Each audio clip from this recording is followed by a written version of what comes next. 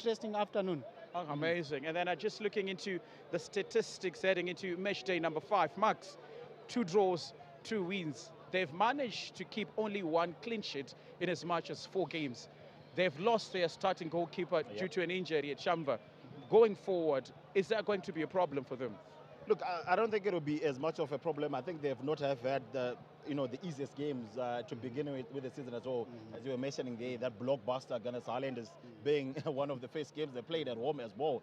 And you'd remember Dynamos from where they are coming from after that restructuring that we saw at the end of the year, and basically trying to restart. It's a team that had lost itself, its identity. We would never imagine Dynamos, trying to survive, fighting for in the relegation battle as well. So they've come into this new season with new intent, and they've been trying to compete as much as they can as well. Only 4 games into the season, and as you were saying, also getting some wins here.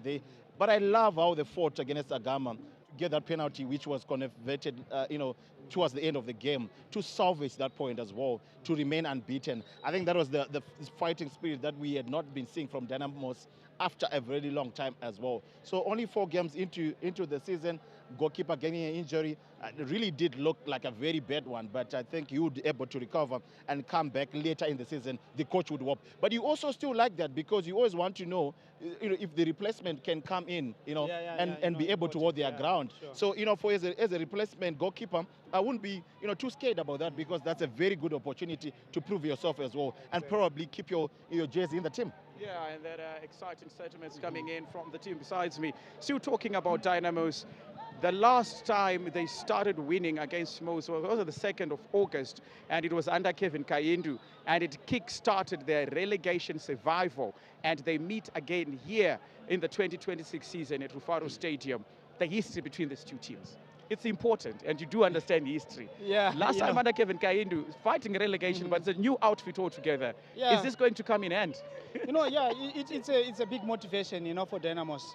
That's why they started, I think, in the league games, collecting maximum points for survivor, and it was against Mwors here. 1-0 win for Dynamos, and getting into this, it's not as easy as other people might think it's an easy game, but it's not. Both ends, good quality. You can also see the lineup for Mwors. It's a very good lineup, and they've been consistent. Majority of the players have been consistent, and you find it with Lloyd Mtasa. He's not new. Yeah, he's probably the son here. He's at home actually. Yeah, so it's another game. It's a ball game altogether, which is a different dimension. But I think Dynamos being positive enough, they got the new sponsor. You come in, everyone is motivated. Big deal, I think it's a good deal for them considering what they've been getting all along. If it seals, then it's another thing for them. And then I just want to cut you the Chief, psychologically, when you have such deals on and off the pitch, how does it help the players getting into the season? It's a very big motivation. I think for every player, you just need to get to some point whereby you are working on the field, but everything outside is covered. Especially, some of them, they're grown-ups, they've got families, so you need to take care of for everyone, and it comes from this grass, So if the sponsor is coming in, helping in, all the players, you give in everything, you give in everything, you're secured. Even if you get injured here, they know they've got someone who's backing up. Things will go better and better and better and better. I mean, just on point, Justice. I think that's very important to talk about that, because as a player, you're trying to do your best on the playing field. Exactly. You don't have to be worrying about whether you are going to get a paycheck later, and that is the duties of someone else who's in administration, someone who's supposed to be responsible for the welfare of the players. So you can't be expecting the players to put in their 100% when their mind is not settled. We all know football; it has a lot to do with the skill as well. But mentally, psychologically, the players have to be in the right state of mind. And we have always had these issues sometimes with Dynamos as well, which have been worrying, especially for the fans. They have not been happy with some of the scandals that we all see as well in terms of player welfare. So, with these big sponsors coming through, I think that's a confidence booster to the club as well. Just to say we are trusting you to be able to improve the situation. And I think that also goes on top of that restructuring process that they've been on their way. That will definitely give them a very huge boost. Sure. Very huge boost in terms of how Dynamos are going to be going forward in terms of the sponsorship. And before we move on to understand how Mwors have prepared for match day 5, this one comes to you. 15 games unbeaten, if you're not counting their Castle Challenge Cup, where they were heavily massacred by Scotland. But 15 games unbeaten from last season. Are they going to carry that momentum? Huge pressure. It's a Thursday fixture, but fans are slowly coming in. How much pressure do they have? Are they going to go for the 16th? Are they going to go for the 17th? Or this is the day they finally crumble? You know, I think, like I said before, they've got a very good coach. You know, a very understanding one. He understands the football, especially the local one. And getting into this game, he knows how big this game is. Yep. You know, so obviously, psychologically, they've already turned up their players and they know what it means to play against this. And of course, as individuals, the players, very much motivated. You know, this is a fixture where each and every player, you know, you rise to the occasion. Yep. If you're doing well in this fixture, I think you are more considered. You know, you are more talked about as a player. So I think coming into this, they all know what they want. You know, they need to defend their record. They need to defend a lot of things. You know, also making better of their name. You know, this fixture makes you better in terms of a name. Beating Dynamos, you know, it's something else. And I know, you know, I understand they are prepared. It's not a bad squad. You can see the magnitude of the players. It's they are really motivated. They know they lost here. They're coming for a revenge. Last time, you know, I think they're looking forward to something very positive. Amazing. So now that's all about Dynamos. We'll be coming back to talk about how they've set up. That is the tactics. But we now want to concentrate on the visiting team, 45 kilometers away from the central business district, coming from Goni Stadium. That is Mwors under Lloyd Mtasa. Now looking into how they've started the season, totally different from how they managed the 2025 season. They started the season on high flying wings, but it has been difficult so far. First win of the season coming in their fourth attempt. Goalless draws against FC Hunters in the opening fixture. But now they're playing a very determined and motivated Dynamos. What's in it for Lloyd Mtasa? Look, I think Lloyd Mtasa, you know, has always been a very straight man in terms of how he approaches each and every season as well. And if we were to talk about Mwors, a team that almost, you know, finished second last time around as well, it is a very good team. And if you go back to their Division 1, you know, life, very structured, well balanced, especially in defense, always approaches each game with caution. And I think in those early games as well, I think they just had not really clicked in terms of, you know, just getting the grease on the legs. And I think we saw that in that last game as well, winning that game by 2-1. You could see them firing, you know, in all cylinders as well. So, you know, of course, going to play against Dynamos, the pressure is always there. You know, I mean, you're playing away in Faro Stadium. We are all seeing how the fans. There might not be a lot of people, but just playing in here, definitely, it means a lot. Yeah, definitely. So I think for Lloyd Mtasa, you know, you'd want to approach this game and in a way that you get as much as you can and probably get that single point. If you can get that, that would be a bonus for you. If you can get the 3 points, definitely the cherry on the cake. And then for you, Chief, last season they went for 17 games all the way to the halftime point of the season without losing any games. And now they've started a little bit different. What would be in the mind of the hierarchy of Lloyd Mtasa and the players that have retained for yet another season? You know, I think it's normal. You know, sometimes you've got a very good run. So them last time, they maintained that run until they got to 17 games without a defeat. You know, this moment is difficult. Like he said before about the beginning. You know, now a lot of problems have been within the first 4 games. You know, you find some matches were played during the rain, you know, different aspects and so forth. But we cannot rule them out. You know, it's such a good team. They can even start coming back. You see, now it's 4 games. They're going into the 5th game without a defeat. They've got 3 draws and 1 win, which is not bad for me, I think, because they are within the range. They're not too bad. You know, they are within the range, and I think it's something they also maybe they might pick up some games. You know, they didn't lose much. I saw today he brought in Baye. He's very trustworthy goalkeeper for him. I think because of an injury. Yeah, and I also realized this Baye was with him at Greenfields. You know, when they were in Division 1. So it's another thing also for a coach. He's trying many things. They did their homework, I think, from last season. They're building up. They're coming up. It's not bad.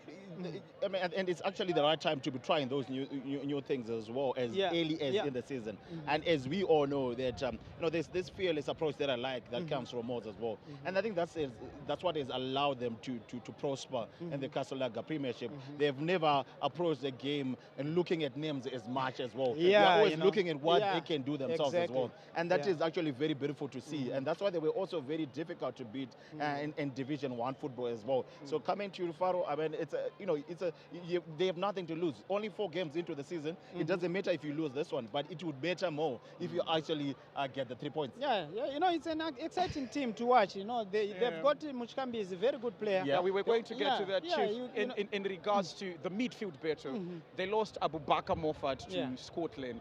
They are left with Mchikambisi. But then you also look into Dynamos. They are very solid defensive midfielder in Shadrack Nyawa. Let's talk about the midfield battle. Is this where the game is going to be lost or won for either side? Yeah, whoever is going to control, especially when you start putting the ball down, playing. I know Mwors usually that's their strength in midfield, where there is Mrambiwa and Muchikambizi. They always, despite losing Moffat, Moffat was there within, but he also added a lot of things to them. But I would say whatever is left there is quite a good quality. They've got very good players. They also have got, you look at the left back, Zambezi is very good on the left. The captain, Nyabunze, is very good. So you find the players are there, they've got that quality. In midfield, obviously, Muchikambi is always with the ball, always running with the ball, tries by all means to look for spaces. That's where the battle is. With Nyawa, Shadrack coming in as well for Dynamos, there's also Pio, very energetic. I think it's going to be interesting. It's a big battle. That's where, and of course, Lloyd was very good in midfield, even when he was playing.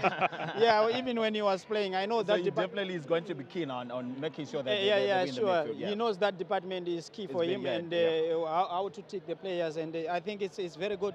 Arthur Banda is not bad as well. The top man is ever running. So you find it's a relatively balanced squad, and obviously their game is always through the middle. The moment they start bypassing the midfield, I think it's going to be a big problem for them.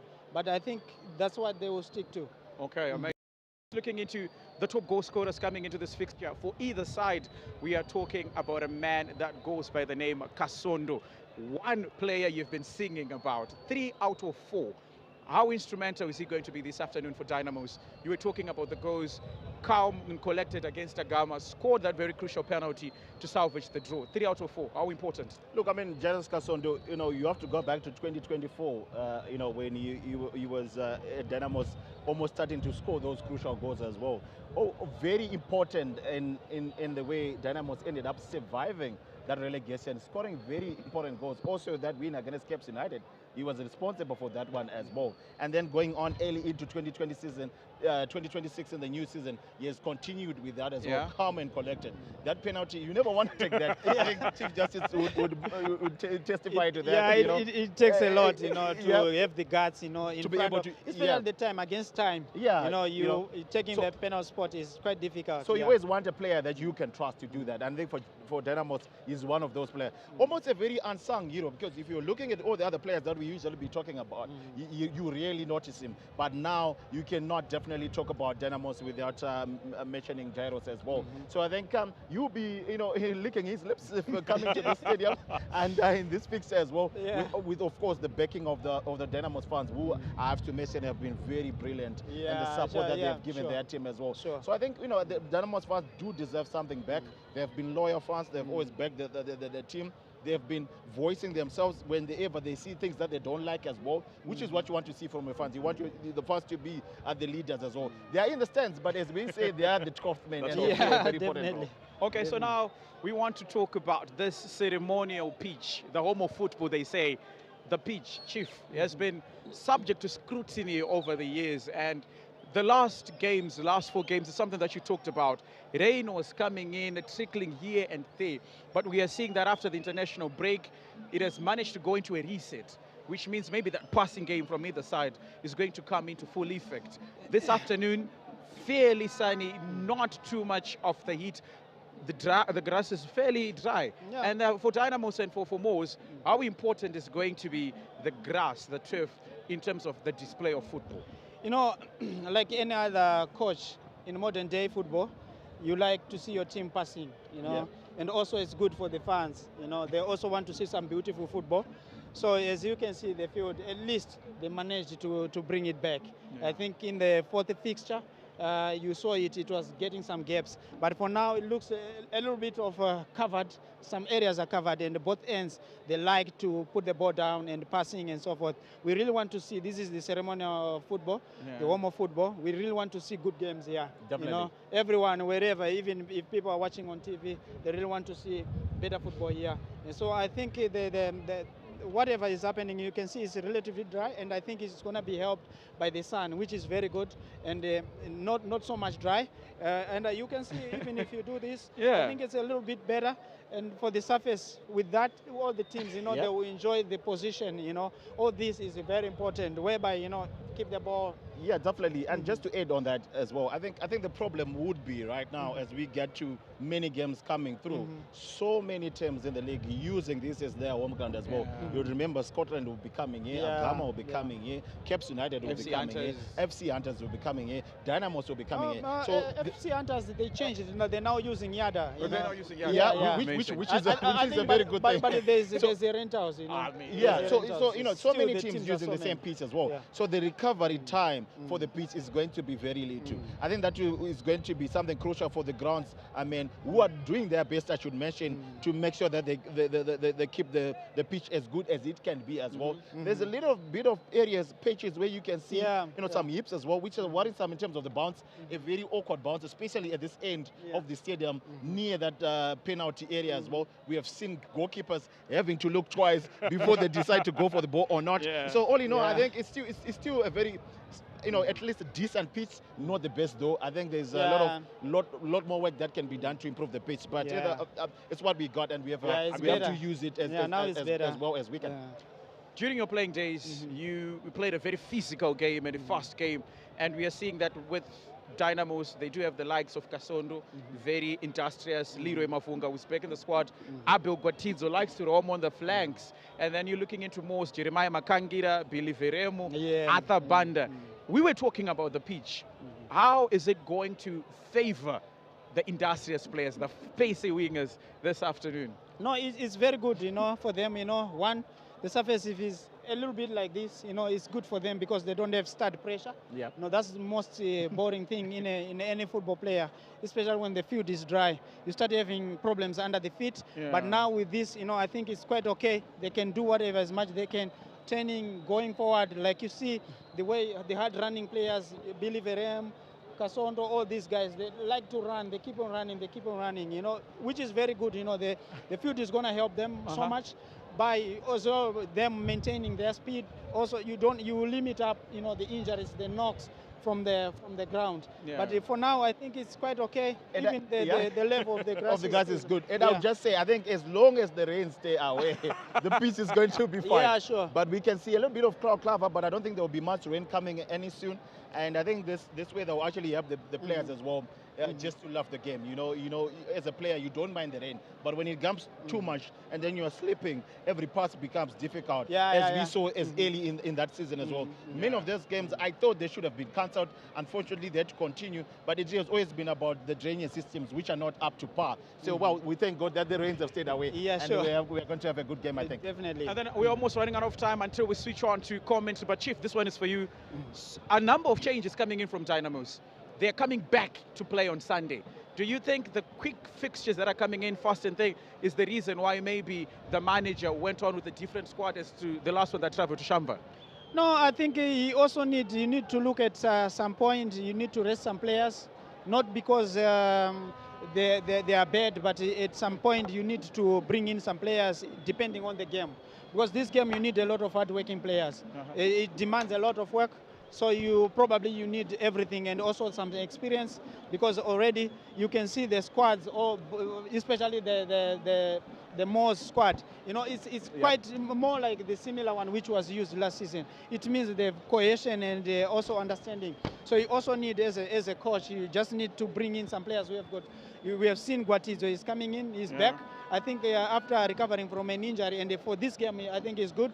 You also need that pace, because they will rely also on pace as Mwors. Okay, so quickly predictions, and then we switch over to comment. Max, predictions. Well, I think it's a very good game. Two very competitive teams. I think probably Dynamos are going to be edging Mwors by a single goal to nil. Chief. Max took my scoreline. You know, all the time, Max. You know, that's my scoreline. You know, I think it's going to be 1-1 at halftime. 1-1 at halftime. So that's coming in from the team that's doing the analysis. We're now switching over to commentary. I hope you enjoy the game as much as we enjoy giving it to you.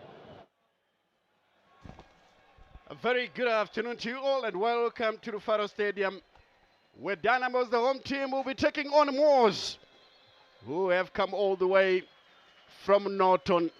The Panthers ready to do better with a team that has always given them problems here. The crowd still swelling up. And before we get started, as usual, we do pause for the national anthems.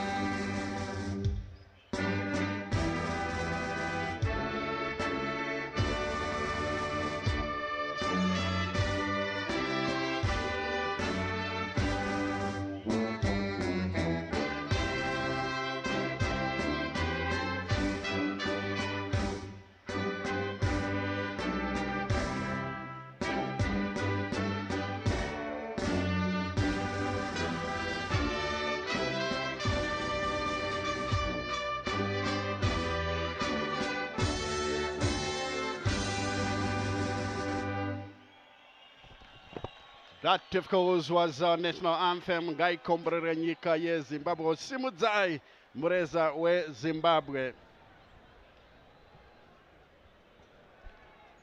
As you see there, Mwors in red, going across to meet their counterparts.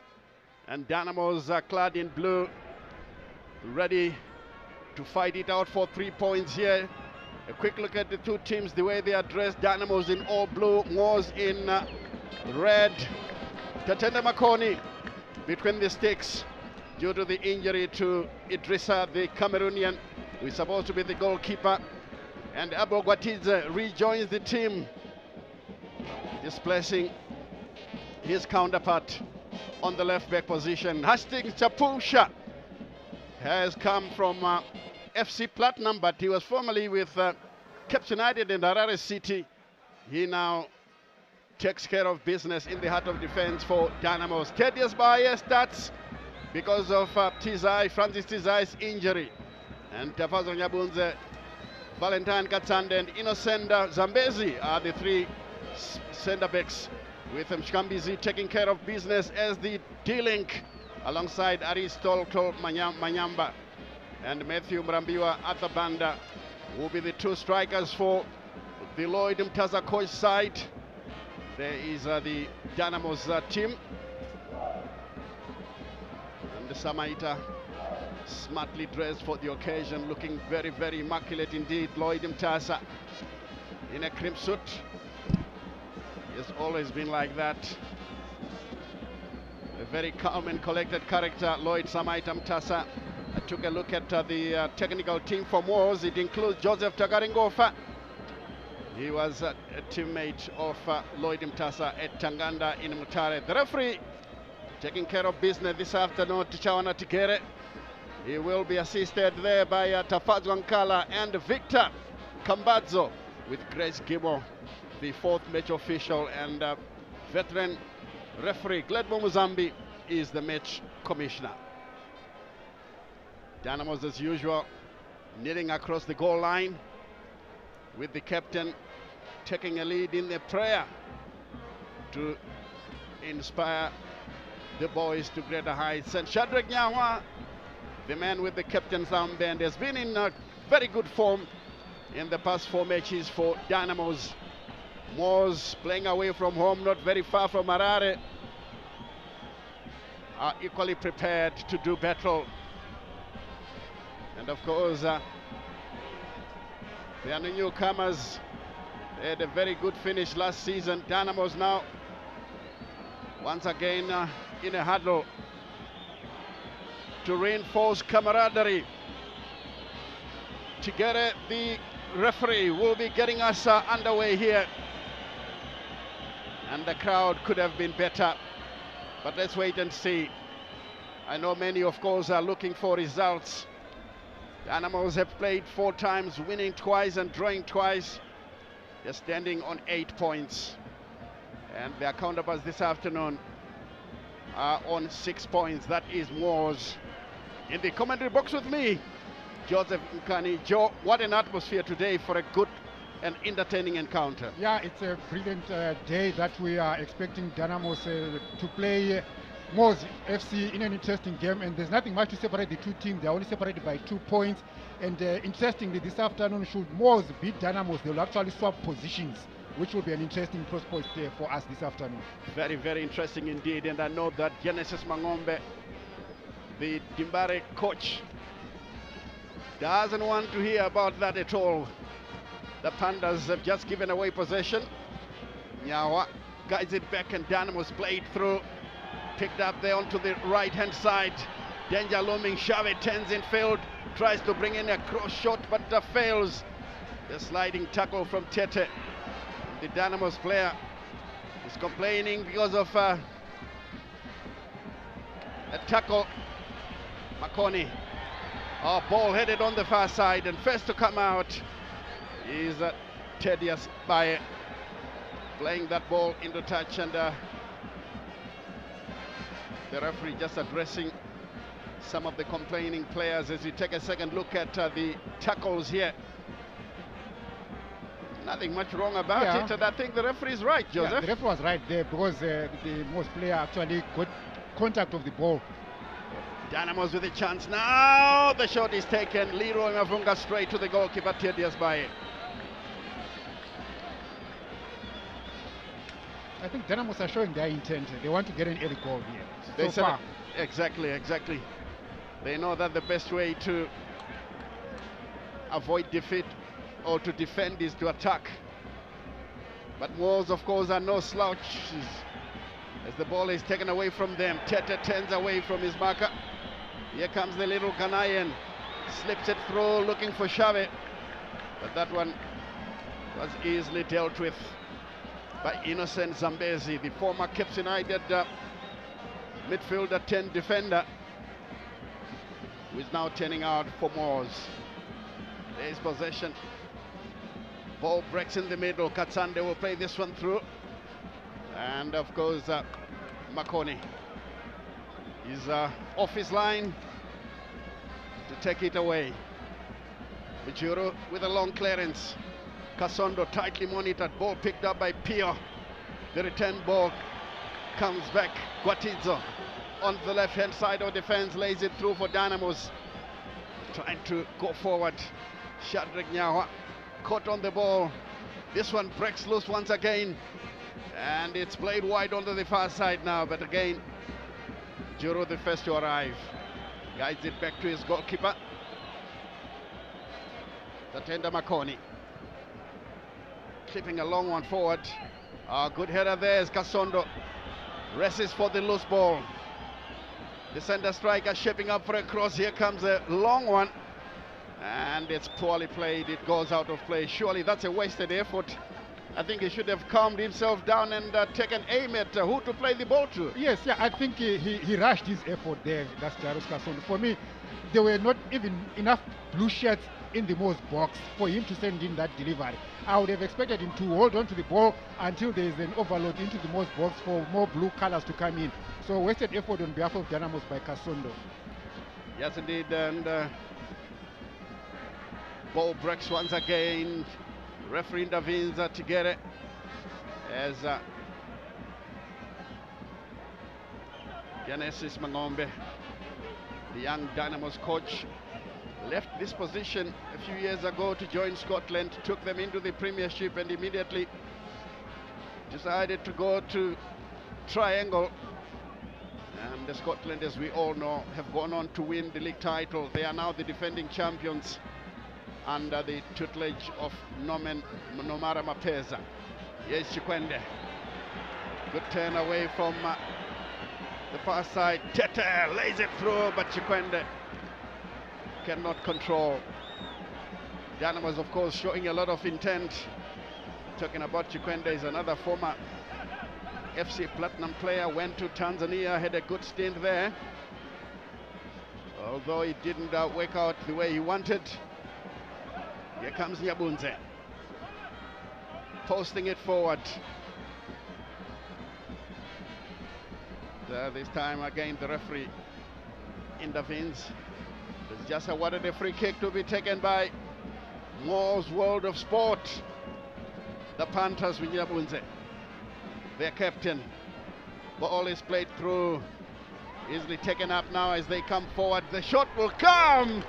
Oh, this one had a lot of venom. It has gone over the bar with only 5 minutes to go. Mwors have announced their arrival. Mwors have announced their arrival through Dawood Ndeunyema, the Namibian. He created his own space there. He turned to his left and let go of a shot which was rising. And then, of course, Dynamos will survive that first attack by Mwors. Yes, Makoni clipping it forward. A clash of heads, and I think the ref should stop play almost immediately, but somehow he decides to continue. Here comes a cross now. Leroy Mavunga on the near side. Can he keep the ball in play? Oh dear, oh dear.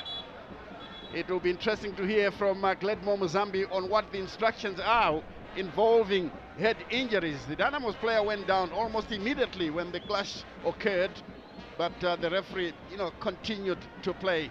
Elsewhere, play stopped immediately. Yeah, play stopped immediately, and I was expecting play to be stopped in from two fronts, and Dynamos themselves had the ball and they kept on attacking, and yet they had one man down. So you then ask yourself, well, fine, the referee should have blown and stopped the play, but Dynamos on their end also continued playing because they had the advantage. So it's a catch-22 situation in this particular case, but otherwise, normal football protocol will say once a head injury is witnessed, play must be stopped immediately, regardless of who has possession of the ball. Exactly. Here's how it all happened. The Dimbare player went down. Then Thaddeus Bae was backing. Now he can play the ball downfield. Some of the Dynamos fans enjoying themselves here at Rufaro Stadium. It's a home game. They are clad in the colors of their new sponsor in the VIP stands.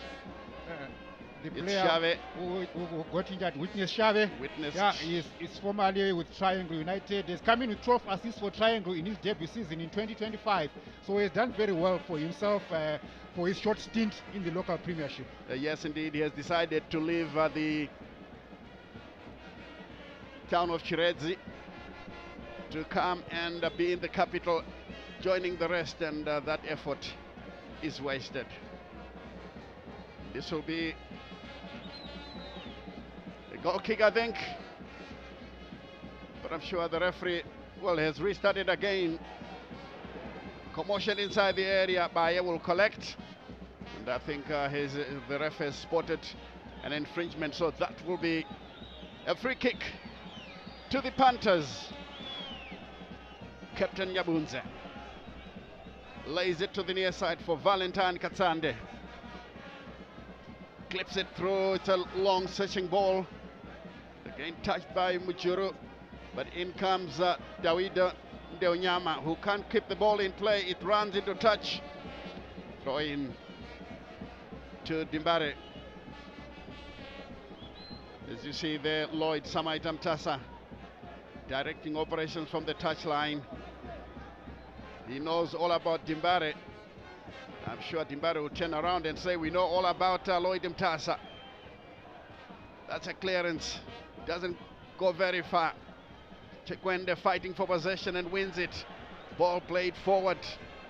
And again picked up by Aristotle, who guides it backwards. Nyabunze will pick it up, finds Mchikambizi, who turns away from his marker to find goalkeeper Thaddeus Baye. Baye now can dribble to the edge of the box before clipping a long ball forward.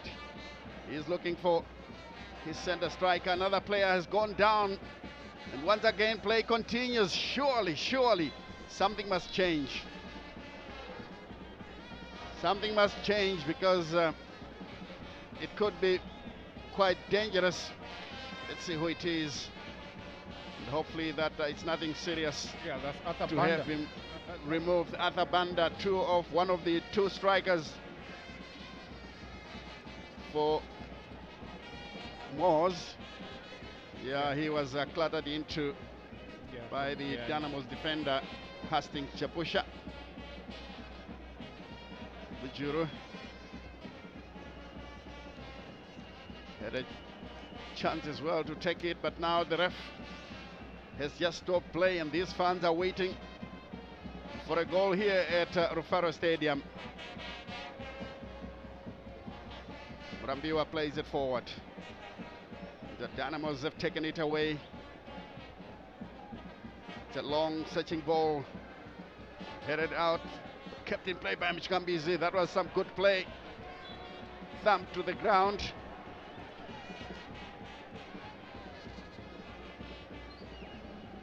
And that will be a free kick as we take a second look at it. Well, that was so obvious. Yeah, clumsy from Neti. Yeah, but Neti still wants to convince us that there was nothing there. Here's Nyabunze, the captain. Good vision to play the ball to the far side. It's clipped in to the box, headed away by Dynamos. It's Abogwatizo. Leroy Mavunga finds support. Nyawa turns backwards, back to Gwatizo, who bits his marker. Dembare knocking the ball around with a bit of purpose. Neti to Xavi, who clips it forward looking for the Ghanaian. Brings the ball down neatly. Here comes Neti. A chance for Xavi. Good block. Oh, brilliant defensive work there. But Dynamo still have possession. The Ghanaian trying from afar. Oh, luck was not on his side, but if the truth be told here, Joe, I think we have to give credit to Genesis Mangombe for putting Dynamos together. They are playing some beautiful football. And Christopher Neti announcing his presence in Dynamo setup, and he used to play for Nations FC in Kumasi, that is in Ghana. He actually has 4 caps for the Black Stars of Ghana, and he brings in over 100 games in Ghana top flight football. So he has seen it all in the game. He's been in the football trenches for some time to show us what he's actually showing us today. Very good player indeed, and he's certainly been overlapping with a lot of purpose. That is Neti. It comes once again to Chikwende.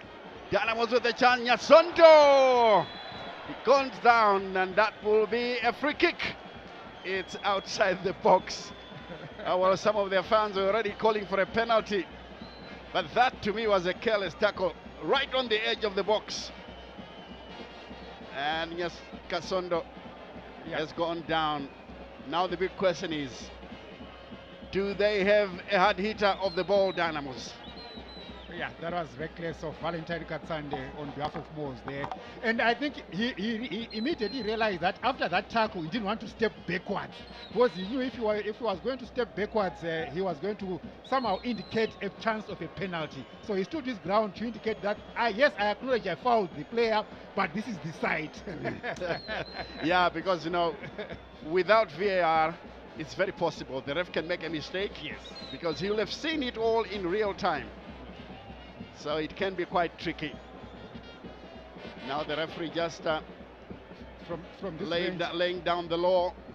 I'm asking myself, do they have an Elvis Chiweshe? Did he teach them something out of this range? Or Soboslai from Liverpool? That's his range. Let's take a look at it. Oh, that one over the bar, but a good block. The goalkeeper was going the wrong direction. Take a look. Kasondo took it low, and the goalkeeper was going in the wrong direction. That could have been an easy goal. Corner has been taken. Good defensive work there by Mwors. And this one is adjudged to have gone out, and I can see that Matsuka is moving back. The ball is taken away. A handing offense as Ndeonyama continues. Free kick quickly taken. Ball played through. Neatly controlled there. And this one has gone out of play.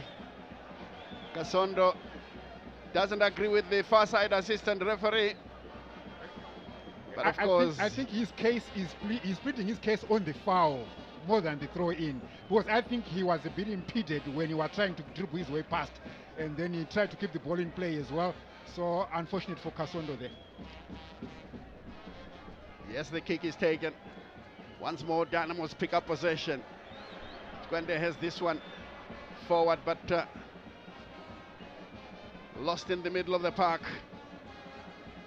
Mwors now picking up possession in a very good looking position here, and this one too far ahead of the intended target, Aristotle Manyamba.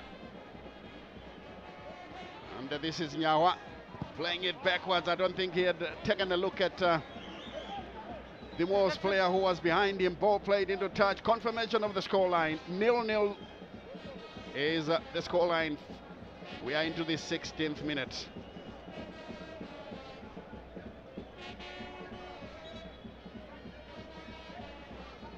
The throw in. Ndeonyama, the Namibian,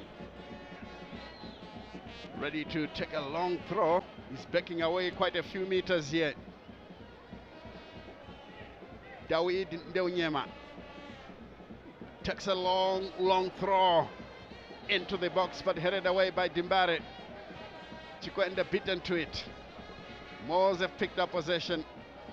This one onto the near side here, Ndeonyama, and blocked. Corner kick to the Panthers. Dynamos looking a bit jittery in that move. They survived that, and I thought Dawood would have kept that ball and maybe kept moving into Dynamos box. It was going to be more threatening because there were too many blue shirts trying to defend that ball. Definitely, even if the cross had gone in, it wasn't going to hit Dynamos that much. This is a good looking corner, but it goes up over the bar for a goal kick to Dimbare. Another look at the incident. Yes, indeed, and this is how the corner kick was conceded. It rolls out of play. Now Makoni with a long ball forward. Good head away once again. And a free kick. Chikwende clattering into Manyama.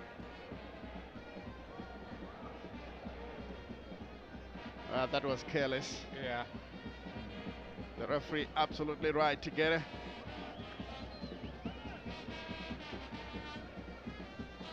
Here is Zambezi, innocent.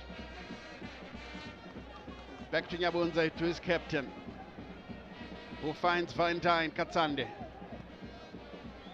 Caresses the ball once or twice before guiding it wide to the far side for Zambezi. As we drift into the 18th minute. Once again, Mwors losing possession rather quite easily. This one aimed for Kasondo, but it's easily taken away. The sliding tackle by Shave plays the ball into touch. Shave, who came to Dynamos together with his coach, Genesis Mangombe. He's a very active young man on the right-hand side of attack. Let's see if he can do something for Dimbare here. Throw in to Mwors. In a goalless situation here at Rufaro Stadium. Looks like it's going to be an intercontinental throw in. From that bench. Yes. Certainly is going a very long way in this Ndeunyama. The Namibian takes a long throw. Makoni collects it well. What a throw. That was range. Wow. These players are watching a lot of overseas football, aren't they? Yeah. Because they're beginning to specialize in set pieces. Nyawa.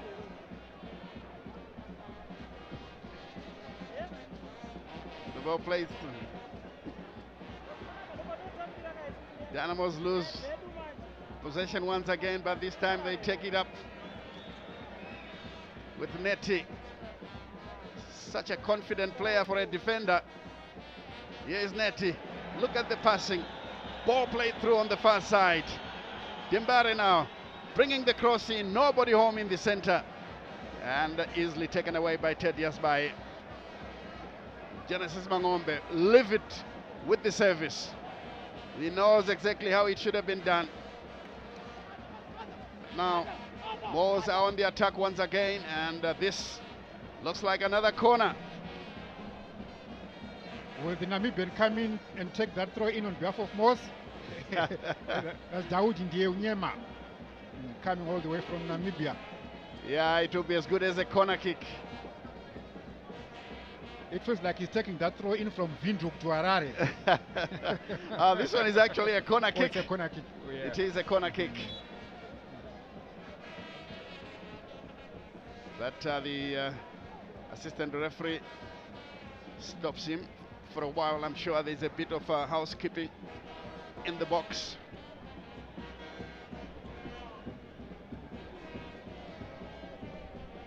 Yeah, I think there was a bit of ajibaji between Guadizo and the defender. The corner is taken. And this one carelessly headed out of play.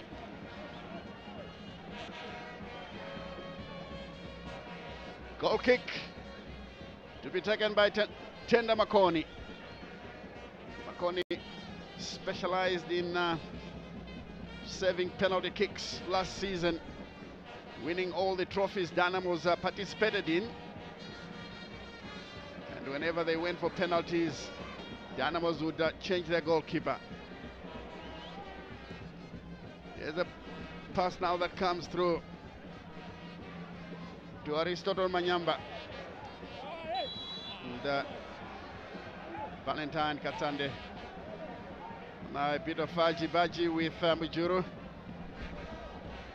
I think my namesake should try and take on someone his size, because this one, there's a mismatch here. Did you learn that from you, Stanley? I never used to do that. I don't know where he got it from. Yeah. Free kick right in front of Samaita Lloyd Mtasa. Guatizo clears. Mwors are pumping it back in there, and the goalkeeper has done well, but the ref has already blown for offside. Free kick. Quickly taken. Almost too quickly for Neti. Zambezi has done well. Manyamba. Poorly done on the far side. That was, of course, Murambiwa, not Manyamba. Throw in. After such a brilliant turn, the dummy that he sent and then next thing you are donating possession away. I mean, he spoiled a good move that he had initiated, but very unfortunate. A good-looking but vocal Dynamos crowd here at Rufaro Stadium as Netty throws. Came to the wrong man, picked up in the center. Pio has given away possession. Oh, lovely skills there being shown by Mwors. Ball played through and offside. That was a good offside trap by Dimbare. Catching Arthur Banda, who had raced into try and get a goal. But a lovely piece. Oh. That's for the fans. That's for the fans, definitely. Good camera work as well from ZBC. Yeah. Well TV. This one inside there, very close, but it's taken away. Now he's heading in the wrong direction. Where on earth was he going? Xavi couldn't deliver. Dimbare pick up possession. Chikwende to the wrong man and picked up. The referee intervenes to say that should be a free kick. Mwors are doing their best to stop it from happening. A quarter of the match gone here at Rufaro Stadium. 0-0 the scoreline.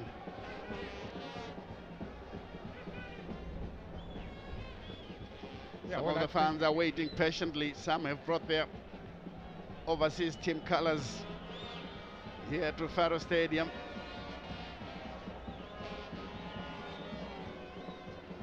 Mavunga stands behind the wall.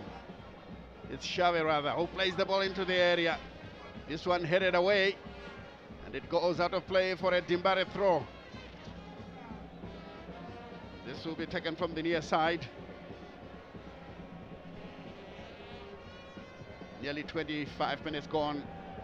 This ball is played through. The goalkeeper doesn't do very much with it. This one picked up by Chapusha, the former FC Platinum player. Good interchange of passes. The Chikwende struggling for match fitness. Mchambizi is such a tough character who is the one who has taken over from Abubakar Moffat, and those fans from Mwors know all about Mchambizi. This one picked up once again by Netty. He's claiming a foul on the Dimbare player who stays down. Referee says play on. The play continues. Nyabunze finding support. Clips it through. Murambiwa's long ball forward. But again, he's taken away. And it comes up to Nyahwa, and I think the ref once again spotting an infringement, stops play to give a free kick, which is taken backwards.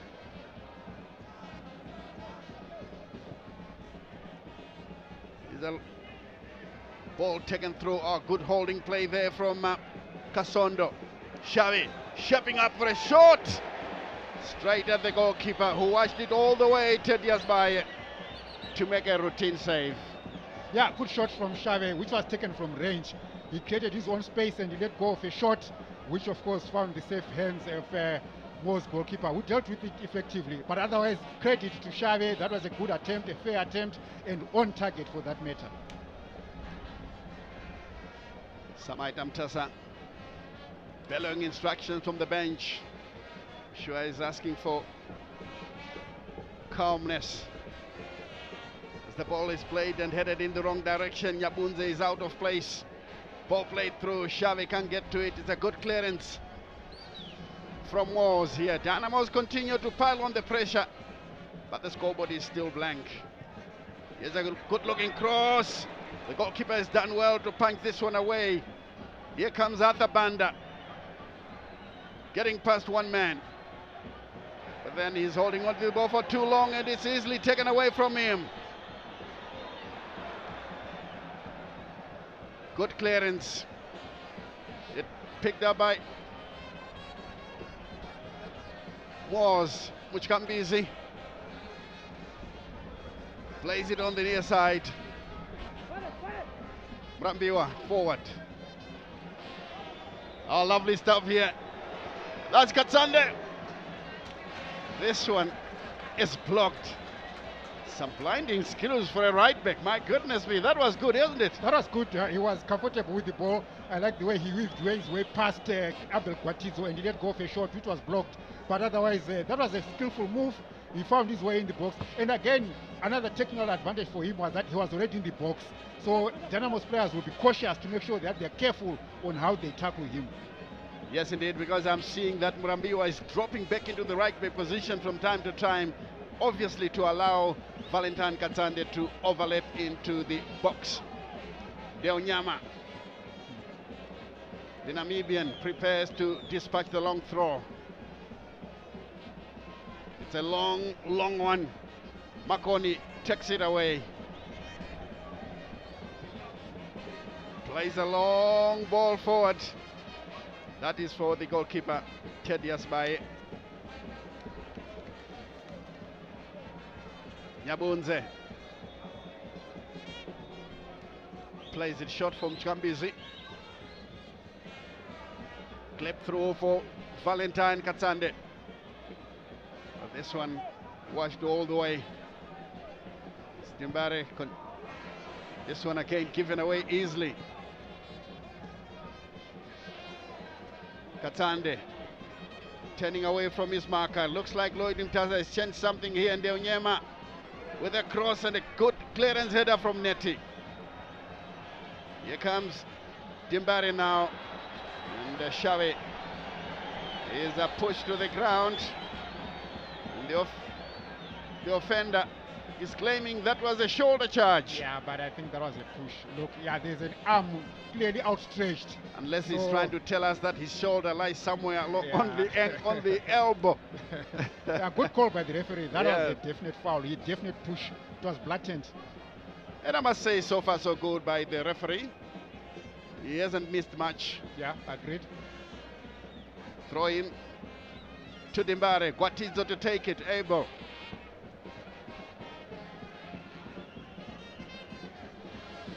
Here comes the Dynamos left back. Chikwende beaten in the air. Shadrack Nyawa loses out. That's a throw in. 15 minutes to the Oranges. 0-0 the scoreline. Guatizo to take this throw in once more. It's a long one into the box, but headed away.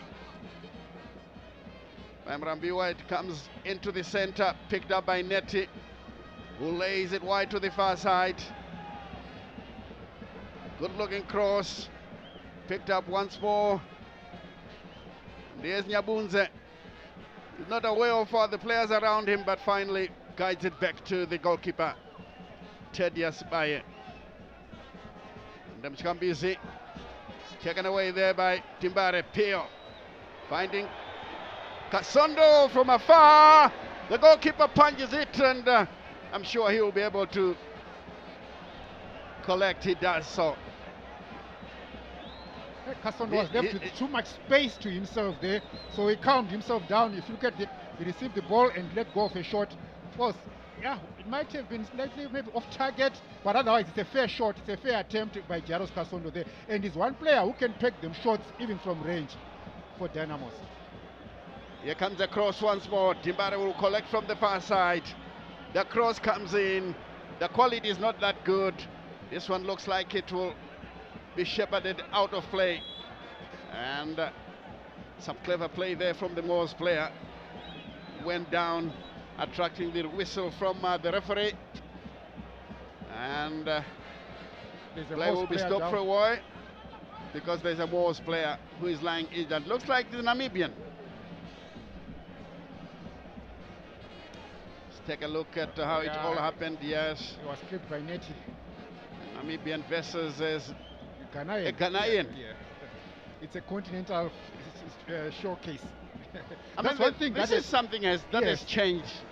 A lot of players from outside the country are coming to play football in Zimbabwe. Yes, yeah. Because in years gone by, it was the other way around. Yes. Yeah, so which tells you that the Zimbabwean there's something right. That players outside are looking at and are liking it, and they want to be part of the story. And I think you need to correct me if I'm wrong here, and I would like to give the credit to Scotland.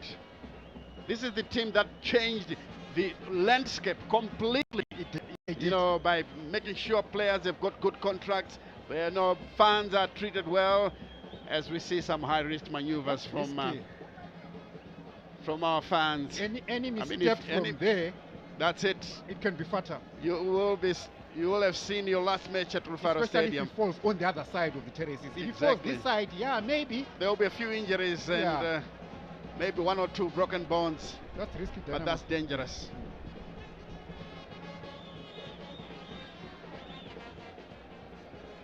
Yeah, and Unyema will have to come back after being outside for a few seconds. The referee asking the free kick to be taken from the correct position. Nyabunze trying to steal some yards from Tigere, the referee, but he's... that was more than a yard. It was more than a yard. The referee has been around for quite some time. He knows all about these things. But the incident happened right at the corner flag. But of course, we know you won't get it at the same place the foul happened. But you know, a few steps, yes, but not that much of piece of land. Here's the clearance. Picked up by Nyawa, beats his marker. Again they play into each other's way. Ball played on the near side here, Aristotle Manyamba. Good square ball. Here it comes now to Murambiwa, who finds support, the cross comes in, but again cleared away by Mjuru. Throw into the Panthers. 34 minutes. Less than 11 minutes to go here. Here comes a chance once again. Wow! Just over the bar. That was a well-taken effort. Brilliant shot. Brilliant shot indeed, I must say, because... that was the Namibian. Yeah. And he had just walked in from the other side when after he received medical attention outside the touch line. Well, a brilliant shot there. Had it been on target, it would have troubled Tatenda Makoni. That would have given him lots of problems.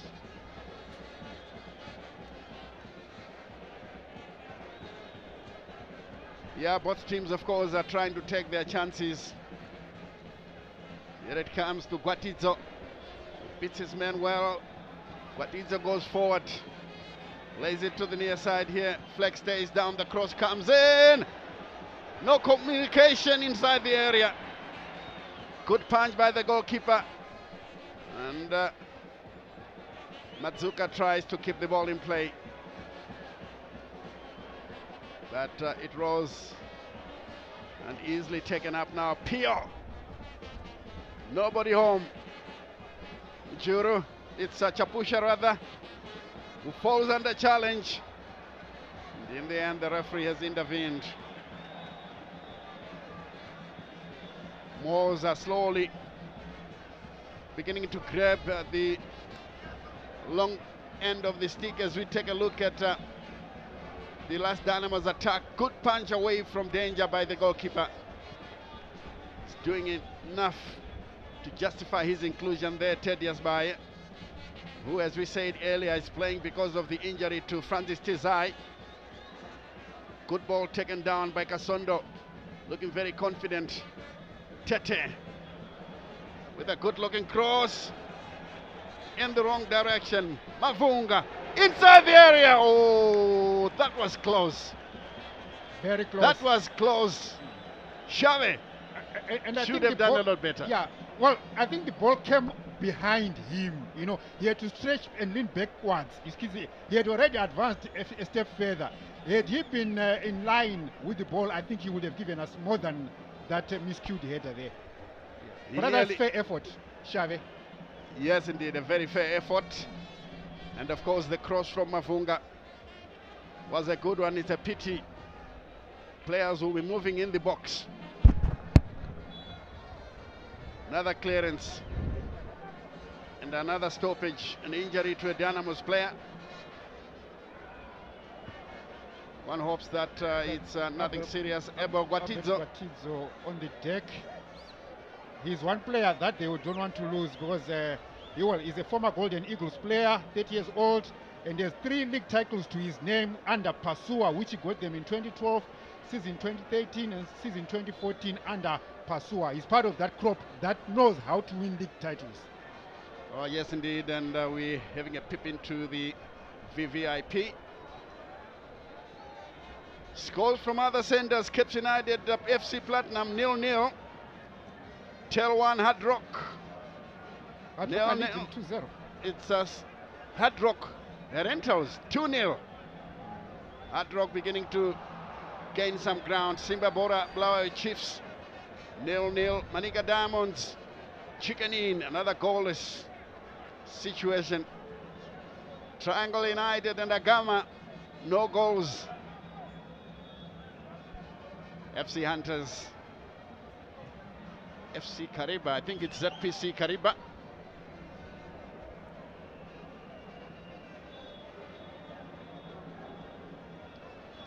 Throw in on the near side here. Samaita threatening to watch this match on his feet. He was on his feet from the word go. Dynamos playing the ball through. This one runs into touch. They get a throw. Mwors are standing their ground. They're beginning to enjoying themselves.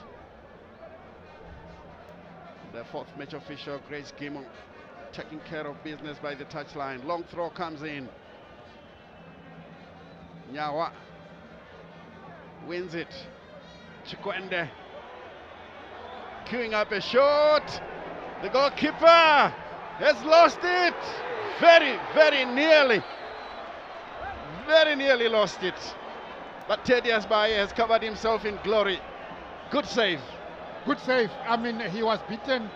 The ball was aimed towards his near post, and he did very well to keep guard on the near post. Otherwise, well, there were 2 Dynamos players who were coming in on rushing, maybe for a tap-in. But I think he did very well. But of course, unfortunately, he hit himself in the process. He can take one for the team. Yes, but indeed, he's done that at a cost. Look, he went down before settling. Chikwende's effort. It had actually eluded him. It was sent under his body. Yeah. So enough body weight for him to fall down on the ground and block the ball from going further into the net. 5 minutes from the Oranges.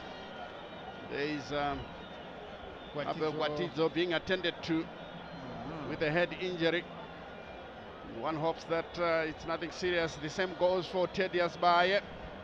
And the Dynamos fans are in full voice.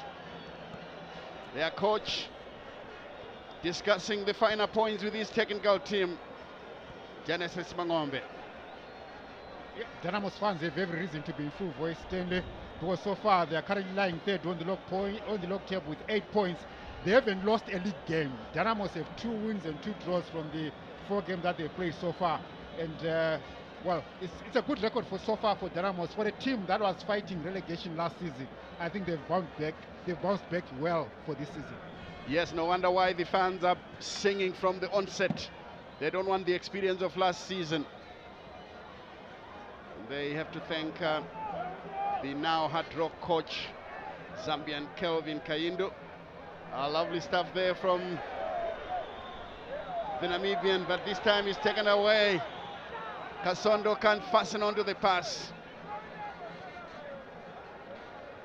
Good play onto the far side, and Tete anywhere goes for him. These fans don't mind. Kwasu for you there. Yeah. A staunch Dynamo supporter. This is a hardcore Dibare supporter. You don't want to be sitting next to him while you are cheering on for the other team. Gwatidzo goes on the overlap, the cross comes in, and nobody home once more. The goalkeeper does well to come out and make a save. I think that's one thing Genesis Mangombe must address at halftime, to say when we get the ball on the wings, let's look at the numbers that are in the box that are ready to receive that particular cross. Either you hold on to the ball or you cross a cutback that can then find a teammate in the process. But so far, the crosses that have been sent in by Dynamos have been finding no takers, but falling kindly onto the Mwors goalkeeper, Teddy Asbaye. Yes, indeed. The Mwors fans are not to be outdone. They are also here in their numbers. Norton is not very far. Some of them, of course, live in Harare. Mutema Newton, the assistant at Mwors. Here is Mjuru to dispatch this kick. Clips it left-footed. And that's his Xavi couldn't keep the ball in play. Goal kick to be taken by Teddy Asbaye in a goalless situation, 0-0. Dynamos versus Mwors, 2 minutes to the Oranges. Baye clips it long into enemy zone. Tete monitors the situation on the far side. The tenacious little character, but I think the ball has gone out of play and be given to Mwors.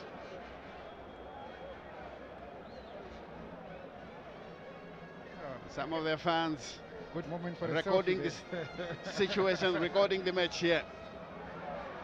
Is Chambizi. But again, another false start.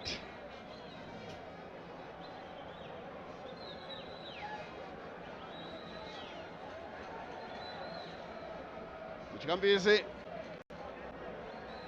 the little defensive midfielder, one of the veterans at Mwors. This is a good-looking cross. Oh my goodness me! He was in a very good-looking position in there, unmarked. He was. But somehow he couldn't direct his effort. So Dynamo survived. Dynamo survived, unless he was blocked by his teammate there, the Namibian Jawid, who was in front of him. Maybe he saw the ball late, but otherwise he had picked up his post very well. He had positioned himself very well, but then unfortunately it was a stray header that gives Dynamos a goal kick, to the relief of Dynamos goalkeeper Tatenda Makoni. Yes, Makoni must have been a worried man. Kwatizo with some good ball control. The minute of stoppage time, as Dynamos now can work their way out of trouble. Ball played through, picked up by the hard-running Gasondo. Mavunga lays it inside the area. Pio loses possession. Ball taken away. Valentine Katsande comes to Mjuru. Back again to Leroy Mavunga. To Tenzin field. Ball played with the far side. Little Tete will pick up possession. And what on earth was he trying to achieve from that sort of distance? Well, Netty fancied himself from range. He had controlled the ball very well, but I think the distance was too long or too far a range for him to test a goalkeeper Mwors there, Teddy Asbaye. But I think he fancied his chances. But well, look, top goal scorers are selfish if you look at it from another perspective, but they are successful in their selfishness. Yes, indeed. There's Nyawa playing the ball forward, but again gives away possession. The referee, Chigere, blows to end the first 45 minutes here. If the truth be told, I think I must say Dynamos had the long end of the stick. They had more attacks into the Mwors area. Mwors, of course, came with some sporadic, chances, threatened to break the deadlock. It didn't happen, and the scoreline remains 0-0 at halftime. Your thoughts for the first 45? 0-0 at halftime, but we saw Dynamos that came in threatening early in the half, and I'm sure Dynamos wanted an early goal, which they didn't get. Maybe largely because they didn't have enough numbers in the box from the crosses that they sent in. Then once Mwors got settled, they made their own forays into Dynamos half, and they threatened on three occasions, which they didn't get. But in terms of the quality of attacks, I think Mwors would notch it higher because of the shots, the quality of shots that they took at Dynamos' goal. And Dynamos survived about twice or three times. But really nothing much to separate the two, but Dynamos had the better chances. But in terms of the quality of the chances, I think Mwors gave us more. Yes, indeed. Mwors had the better chances. Dynamos had more in terms of quantity. Yes. And of course, in terms of quality, Mwors had the better chances. As the two teams are now going into the dressing room for some pep talk. Would like to know who is going to speak glowingly to his team between Genesis Mangombe and Lloyd Mutasa. And it's time for us now to go to the pitch side and join our match analysis team. Yeah, TV actually is so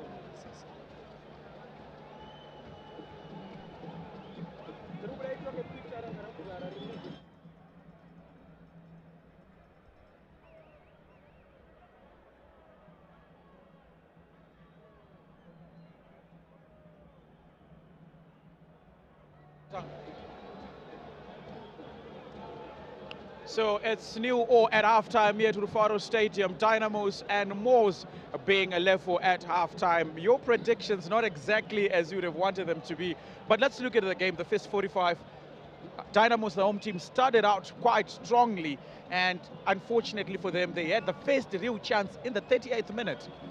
Yeah, not as what I expected. Usually, I expect some goals in the first half. But nevertheless, I think it's the intensity of the game. Like we said before, there's a history between the two because of the coaches. You saw the coaching department for a lot of Dynamo sons here and so forth. But at the same time, here and there, the passing, I think, is quite good in terms of structuring, starting from the back, going forward. Yeah. Both ends, they are doing very well. Dynamos got a chance in the 38 minutes, but I think in the 38th minute it came a little bit late. There were some times, but the ball getting into the third, it was difficult. But altogether, I think the last 15 minutes, it was really exciting. I also got impressed, with the shots at goal. It's quite good. You need to do that oftenly, On the right side with Xavier, he's not really into the game, but the moments he has been doing something, it showed some at least some creation of chances, especially on the right. I think the third ball into the area, that's the one which is killing both teams. For Dynamos, they are not doing it really enough. Yeah. They're not doing it really enough. I think, yeah. So those are some of the highlights that are coming in. But Marks, we saw them taking shots from a considerable late distance. It shows that it's difficult to breach both defenses. Yep. But then the shots at range, how difficult has it been for either side? Look, I think Dynamos initially in the first few minutes of the game, they did try the passing game as well, especially on the flanks with the Leroy Mavunga, who I think has been very good for them. As we are seeing some of those attempts, especially that free kick, I just thought he should have been able to beat the wall there. That is Kasondo, the crucial number 9, as we're referring to him in that face up. So many shots from range, but sometimes you're thinking as a player, it's the frustration that comes through after trying one or few things. But if you're going to be beating the goalkeeper from there, then it has to be top class. It has to be on the top left corner or either on the right top corner. Yeah. So, it's good to see the players trying that as well as part of their attempts. But Dynamos, I think probably the better of the two teams if we were to analyze on the balance of play going into the halftime as well. But I like what Mwors managed to do. They managed to get back into the game as Started quite slow. Now, did start very slow, but their passing game has been brilliant, especially towards the later stages of that first half as well. But Dynamos finishing on the high, and that cross there from Leroy Mafunga after beating his marker a bit low towards the striker. First real chance of the game. The first real chance. You would be thinking probably it was better if he could have controlled it with his foot and exactly. first touch, and then you go for that attempt as well. But a good game as well, a very good game so far. Let's talk about the strikers. Two strikers failing to hit the goal, but I think one who has been impressive is the Dynamos opposite number, the Namibian Ndeo Menya. Quite strong, the long throws, hit a very, very wonderful shot from a considerable long distance, and he's probably been the man that has been causing all sorts of problems for Mjuru and Ko in that centre-back pairing. Yeah, he's not bad. He's a very good striker. I think he is also complementing, you need a player like him of his caliber. He's done so well, especially in the first half. You can see, you need someone sometimes in modern football. You see a throw in, especially in the attacking third. Long throw is very massive, You only need. The only problem with me is that he was the one taking those long throws. Yes, and he's the one I was expecting to be in the box, trying to hit them. But you need his height in the box. Yeah. But I mean, absolutely lovely to see. I mean, those throws were quite long. It's actually a chance creation. It's very good, and he has got both legs. He can shoot. Very powerful. You can see here, very good turn and very good shot. It seems with a little bit of time, I think he's accurate. He's and shooting. He's saying that he's not only good with his hands. He's very good. With his feet. Also like he keeps the ball. He's very skillful. And he's doing so well. Unfortunately, they are lacking just a clean ball to him. He's not getting a clean ball. He's always running. You find Arthur is running down the line all the time. No one is coming to play 2 feet with him. Here is there another throw-in. But good thing for Dynamos is I think they trained this. Just look at that. Yes, it's a really long throw. I think we've seen that happening in the English Premier League as well. Yeah, as our clubs trying to. And I think it will be quite effective.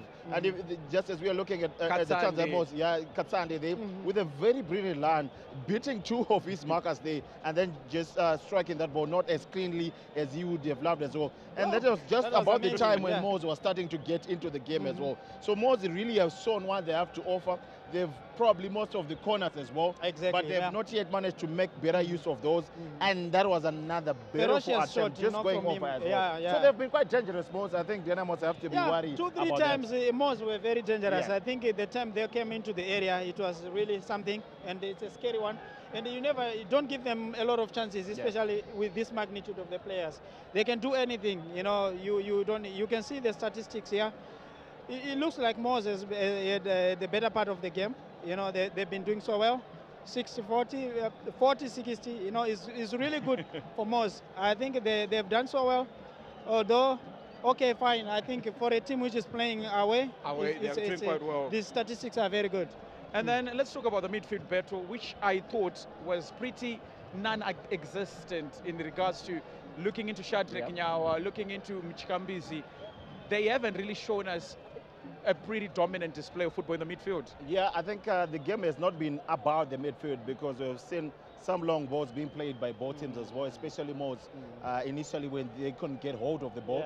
But when they managed to get it, they've been playing it on the far side, on the flanks as well. Mavunga has been getting a lot of space on the left side. Looking to see more of him as we go into the second half. But I think in the dressing room, both coaches will be trying to address the issue of taking better care of the ball. I think losing it carelessly. Yeah, definitely. That was most in the first early stages, but I think they recovered well during the later stages of that first half as well. But going into the second half, I think it will be a matter of just making sure that you take better chances and the better care of the ball. You want to be doing the good thing as many times as you can to create that one chance as well. You don't want to waste a corner kick this time around. You have another good run of play, and then you digress from that as well. So I think there's not been so much consistency in the attacking of both of these teams as well, as we just saw there on the States. A few shots on target for both teams in accordance to the game that we're seeing. And those shots that have been on target have been very tame, not much power and accuracy on them as well. But I think the goals are still to come, a very promising one going into the second half. And then one player that I believe would have been the player that stood out, Abel Gwatidzo, running down the channel, but he was also meeting Nyabunze, the captain, who's quite dominant. 2 players. Let's talk about them before we go back to the game. Yeah, I think Abel, he's done so well in the first half, but I think he's still got some rust. He can do more than this.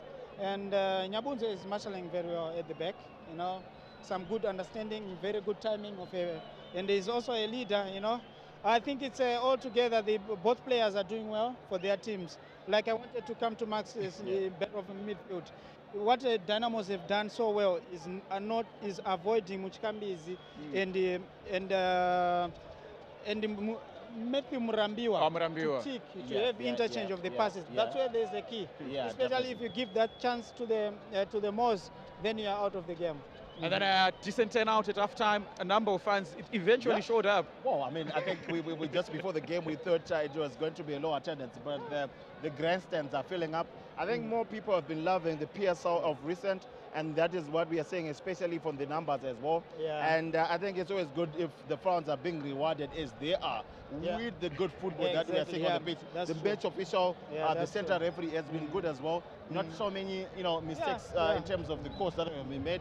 I think for both teams, we would say it has been a fair game so far as well, and we want to see more of that going into other games as well. And I think it has been a good game so far. Quickly, Chief, what do both managers need to change? I think it's just power up front. All of them, they need power up front. Just bringing some fresh legs, or just a little bit of a twist of some tactical approach in terms of going into the third. That's where it's more lacking and so forth here and there. But in terms of structuring, coming from the back here and there, both teams have tried by all means. They've done so well. But you need goals, at the end of the day, you need goals. Yeah, goals are what win games as well. And for me, I think I need just more of the same going into the second half. I don't think there's any need of any early substitutions, more time to those players. I think it has been a very balanced game, to say the least. And I think we're probably going to be seeing those goals as well. But Dynamos has realized how, a very dangerous Mwors have been. They've stuck to their game. Now they're going back into the groove. And now, are going to be playing from the right side to the left. I think they will create more chances. Take your chances and you'll win the game. Prediction? I still think it's going to be 1-0 to Dynamos. Yeah, I had predicted, really 1-1 for halftime, both teams scoring. But now I think it's, with the way it is, I can see as well, it's difficult to score. Maybe 1-0 for Dynamos, of course. For Dynamos, of course. Yes. Well, Chief Justice Majavi, a loyal fan and a former player for Dynamos, still keeping his fingers crossed for Dynamos to win. So that was the halftime analysis. We are going to be going back to the main commentary as they give you the last and remaining 45 minutes. So please enjoy the game as we are enjoying giving it to you live here at Rufaro Stadium for Matchday number 5. So please enjoy. Thank you guys, and welcome back to Rufaro Stadium for the second half. A second half in which we expect to get goals. Some Dynamos fans are already showing signs that they might get the victories. And the question is, who will be the first to break the deadlock, Joseph? Before this game kicked off, yesterday I think we saw the Dynamos chairman going out public to say they are going to offer 100 Dynamos fans access to this particular match for free, and then give them some flags for them to show their partisanship behind the boys in blue, which is something we are seeing today. It's actually good in terms of activations, in terms of trying to engage the fans in front of an encounter like this one. As we see Mwors making a substitution. Yes, Mwors are making some changes here. I can see that jersey number 35, Billy Veremu, their chief striker, has come on, and replacing Mutsuka. Jersey number 14 has also come in, Clive Kwangwari. He joins the fray as we get underway here in the second 45 minutes at Rufaro Stadium. Kwangwari with his first touch. There he goes. He plays it back to Valentine Katsande. Lost sight of the ball and it goes out of play. Oh dear. Here's Nyawa. And Mujuru has gone down injured. He let that ball go out, to give Mujuru an opportunity to be attended to. Yeah, I don't know what happened to him there, because it was an off-the-ball incident, maybe? Yeah, it must have been an off-the-ball incident, or it's an injury he must have carried into this first half. Genesis Mangombe is naturally a worried man. This is not the sort of thing he would have expected early on in the second 45. Lloyd Mtasa played as a midfielder for Dynamos and Tanganda, as well as the national team.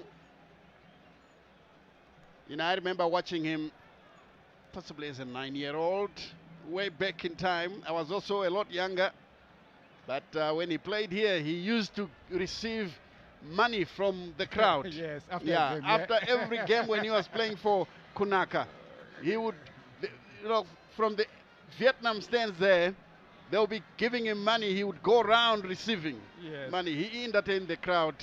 He continued to do well well into his senior days. Those are the Mwors officials. The Mwors officials, they enjoying Dynamos themselves. officials at the far end. And the Dynamos officials. On the far left, the Divine Sena, their Secretary General, as well as Bute, their CEO.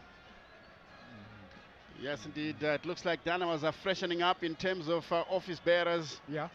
To try and see if the situation can be improved upon. Mujuru. Yeah, good to see Mujuru up on his feet. Up and about, and he's likely to continue. The former Greenfields player, 28 years of age, 28. Yeah, and he won a title in Malawi, by the way, with the Nyasa Big Bullets in 2024. And he's also a Warren Park 1 high school graduate. That's Mujuru for you. Happy to see him back on his feet to continue with the game. Yes, indeed, as the game restarts with Mwors in possession. Zambezi posting a long one forward. The sliding tackle comes in, taking the ball away from Kongwari. Clive. Throw in. Kongwari thinks that should have been a free kick. Here it comes. Well, he got the ball, but my goodness, the force. Yeah, I think the follow through. Applied by Netty there. Yeah. Should have been looked at by the referee.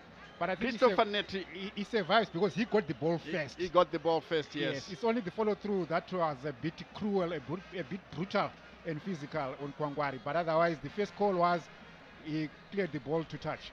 Dawid Nyema with a long ball. Makoni punches the ball away. The referee has spotted an infringement. That will be a free kick to Dimbare. But I must say, Tatenda Makoni, the goalkeeper, is doing a good job. He is. Because certainly you don't see the absence of Prince Tafremutsa. Slick moves from Xavi. He's hecked down. The referee didn't see that. He was clipped by Teddy Asbaye. Yeah.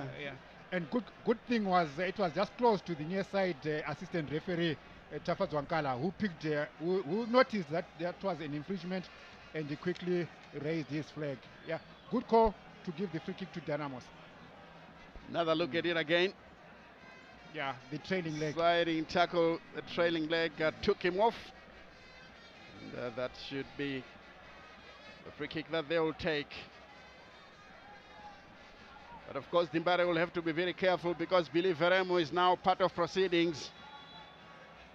Teddy Asbaye must watch this one carefully. Chikwende behind it. Not a very good one. The goalkeeper has lost it. And it's finally cleared away. And it's played all the way. The goalkeeper very nearly got his two strikers in possession as Billy Veremo allows this one to go out of play. Time for some nuts. Another desperate clearance by Dynamos. End-to-end stuff. Atabanda was lacking on the blind side. Maybe had he tagged in earlier and went in front of Dynamos defender, we could be talking of a tap in there. But good clearance from Dynamos here, sensing danger and getting rid of the threat. The corner is taken now. Banged away by the goalkeeper. And finally, Dimbare take it away. Miscommunication. And another good-looking effort. Oh dear. This one goes away again. Yeah, there are some Dimbare defenders who are going to slip. That was a massive clearance. Massive. This was going in, but good clearance. There, Clive Kongwari very nearly giving Mwors the lead there. Lloyd Mtasa continues from where he left off in the first 45 minutes, with Mwors having 60% of possession. That just goes to show that Lloyd Mtasa believes in keeping the ball on the ground. Now Dynamos are going forward. This could be dangerous inside the area. Penalty given. It looks like Oh, he's no, saying a goal it's kick. a goal kick. It's a goal kick. Goal kick. But that was dangerous by the defender. Yeah, very. You don't commit as much as that Yeah. when you are in the. He's lucky. He's a lucky guy because Kwangwari took the Dynamos player off. Yeah. He took the player off. He's very lucky. Yeah, the Panthers should thank their gods here.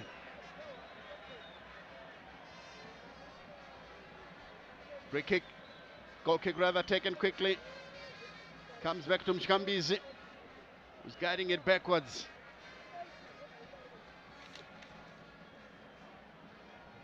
Murambiwa, Nyabunze. Back to Zambezi. Slips the throw for Mshambizi, who plays it forward. And it's easily taken away by Dynamos. Flag on the far side was up for offside, so it will be a free kick. Confirmation of the changes. Jeremiah Mkangira out for Billy Veremu.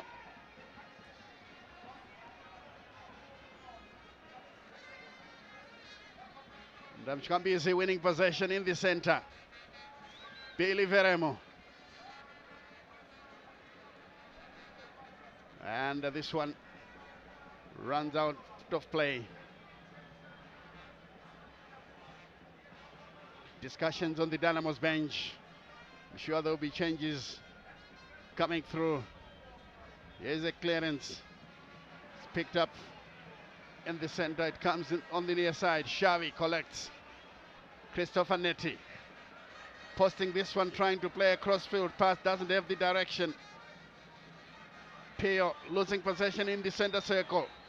Now it comes back all the way to the near side. Xavi here, guiding it through. Chikwende will pick it up. Tries to work his way past the defender. And this one goes out of play. Throw in as Mutasa continues to bellow instructions from the touchline.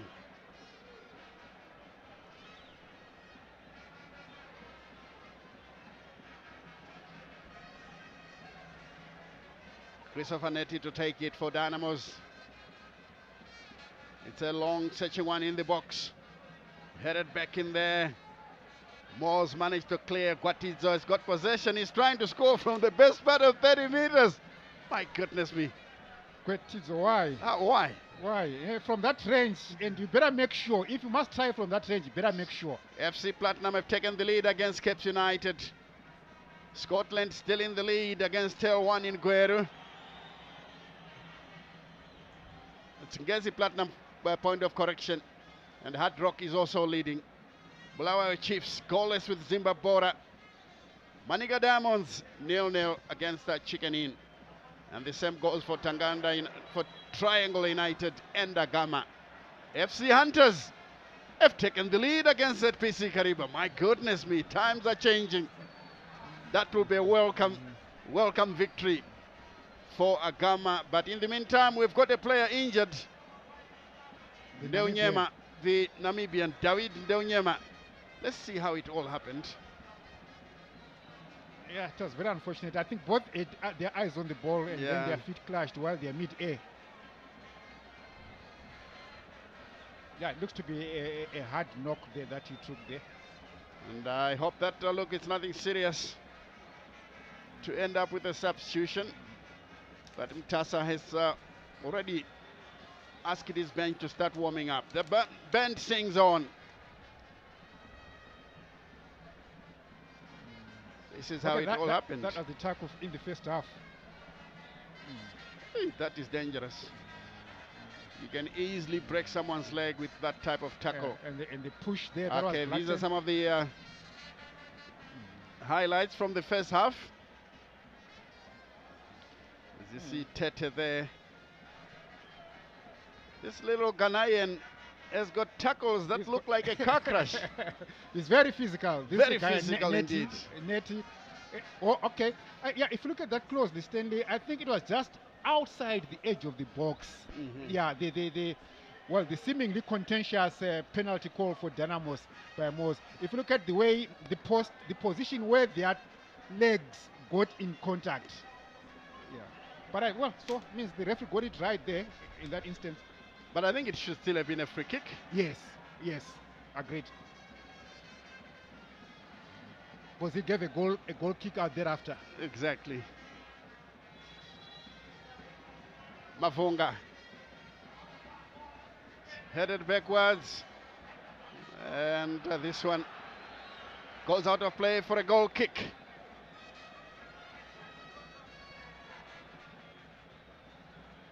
Here come now Mshkambizi, clipping it onto the far side.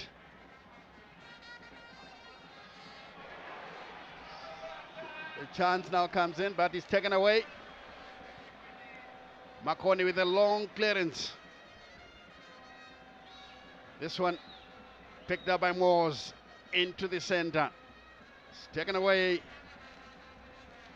they try to move forward. Gwatidzo gives it to Leroy Mavunga. Gwatidzo on the overlap. First time cross inside the area. Tio is pulled down.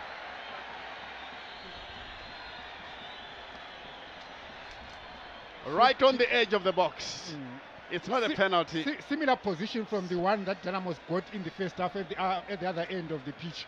And I think most defenders at times they are riding their luck. Yeah, they are. They are reckless in their attack. In their challenges, and they just have to be very careful.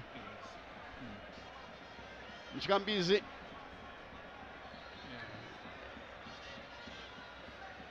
Yeah, Mshkambizi trying his luck and stretching his luck in that instance. Indeed. Teddy Asbaye furious with his defenders for taking too long to come up with the wall.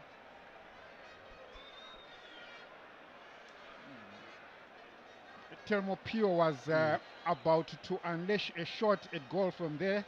And he's one player who's a very industrial, the 31-year-old, former ZPC Kariba player.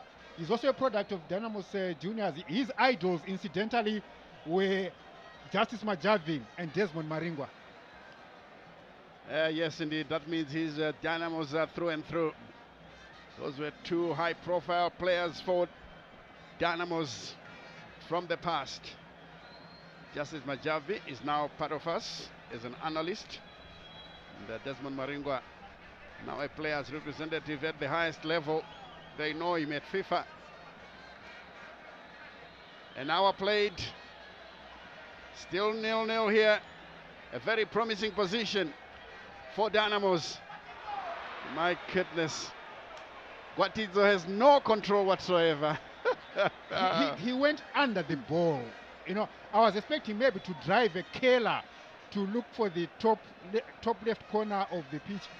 And, well, he struck it very hard. He didn't have enough curl on it. Dynamos and there's some changes for Dynamos. Leroy Mavunga will call it a day. In comes Frank Agemang, the Ghanaian. They've got another player ready. Look at him leaning backwards. Yeah. They obviously lifted the ball. Perfect Chikwende. And he went for power. Is the other player calling it a day.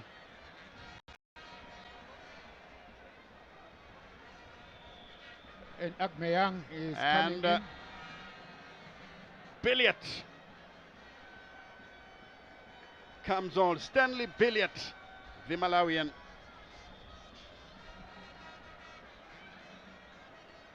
And he's taking the place of Jairus Kasondo. I saw the number 9 being picked up. Am I correct? Yeah. I think that is for, no, the substitution is for Mwors. They are now bringing in, they're taking out their number 9, Dawid Ndeunyema. And in comes this player, Murasiranwa. Tadwanashe Murasiranwa. And I thought that they were going to bring in number 17, Makshon Murambiwa, to join his twin brother in Matthew Murambiwa. Nyawa's header forward, met by Valentine Katsande. Another clearance, Pio has won it. Then it comes back again to Pio. Shadrach Nyawa, wide on the far side for Gwatidzo. If only he could control his efforts, Gwatidzo. He can be quite a handful to many players. Pio getting past one or two players, and the shot goes straight, but then the near side assistant referee's flag was up for offside. Pio didn't pass the ball to anybody. How could it have been offside? I think it was for the earlier ball pass that was sent in. Because the earlier ball was sent in forward, and it was played backwards by Dynamos.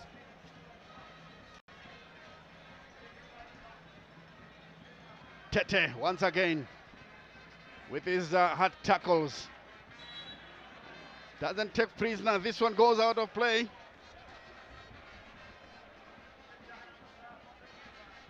This looks like it's going to be a free kick,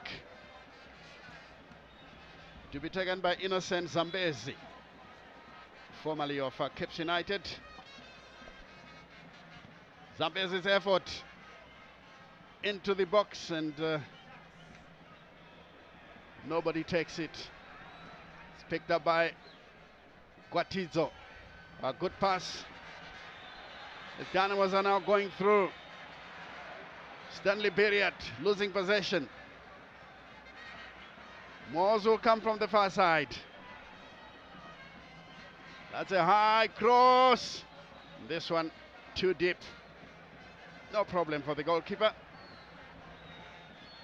But of course these fans expected more than that. They were waiting for someone to break the deadlock. Who will it be? Your guess, of course, is as good as mine. It's still goalless. Goalkeeper Makoni. Muchuru once again putting himself into trouble. And he concedes a corner from a very innocent position. That's silly. Unnecessary, Mujuru. What were you thinking about there? Because, well, if he was under pressure, I would have expected maybe just to kick the ball into touch for a throw-in, not for a corner kick. As we see that earlier cross from Mwors there, it was a tricky ball. It could have maybe fallen kindly into the net. Into the net, yes. But Tatina Makoni made sure that doesn't happen. He still had it covered. Here comes the cross, but headed away by Nyawa.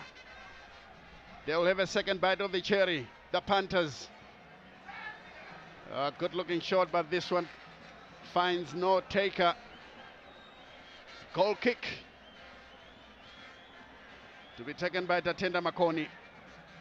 Mwors have continued to dominate, as we see fans enjoying themselves in the stands here.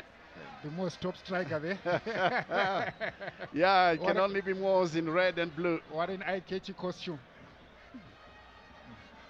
Fanaticism back in the country. We used to have two old Madalas for Dynamos who usually, imitated the bushworkers. If you are somebody from the past who should know about world wrestling, they were the bushworkers, and the Dimbare old Madalas would be going around, whipping up the crowd to make sure that, there's support for the team.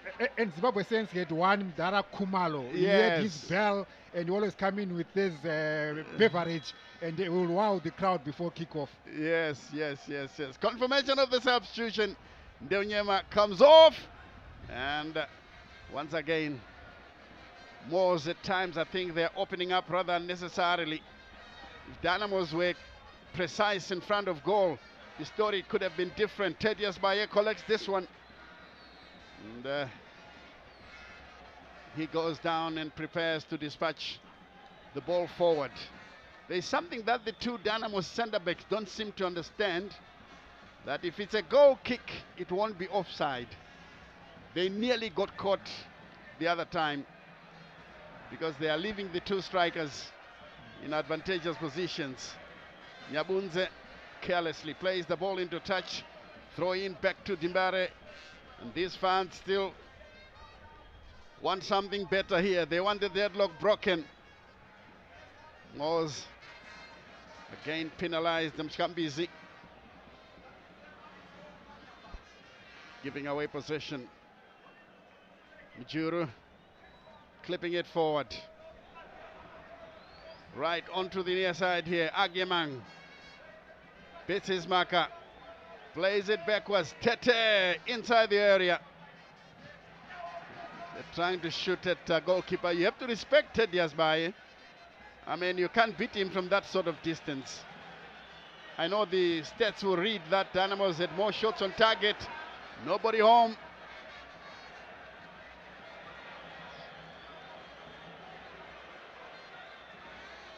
Yes, once again, Agyemang bringing the crowd alive. Here he is, has taken some more time. Wow, what a save. Still ball in play. Oh, he goes down. The referee says no. And I think the referee says that he was looking for it.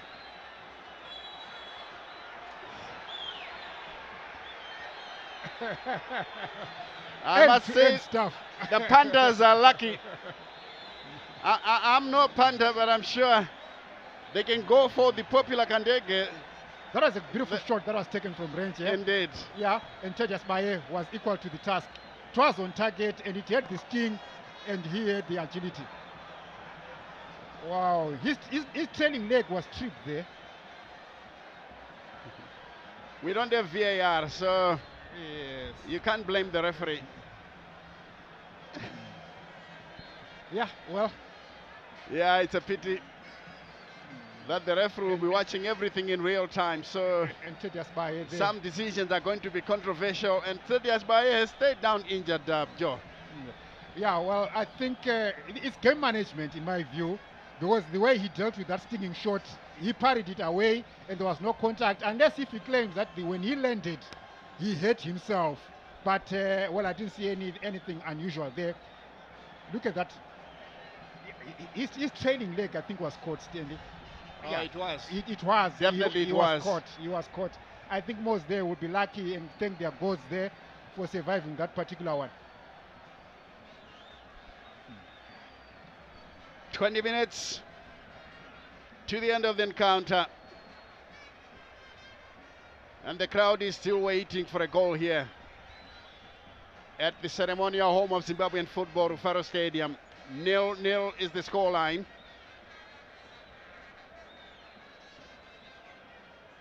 Hey, look at that shot there.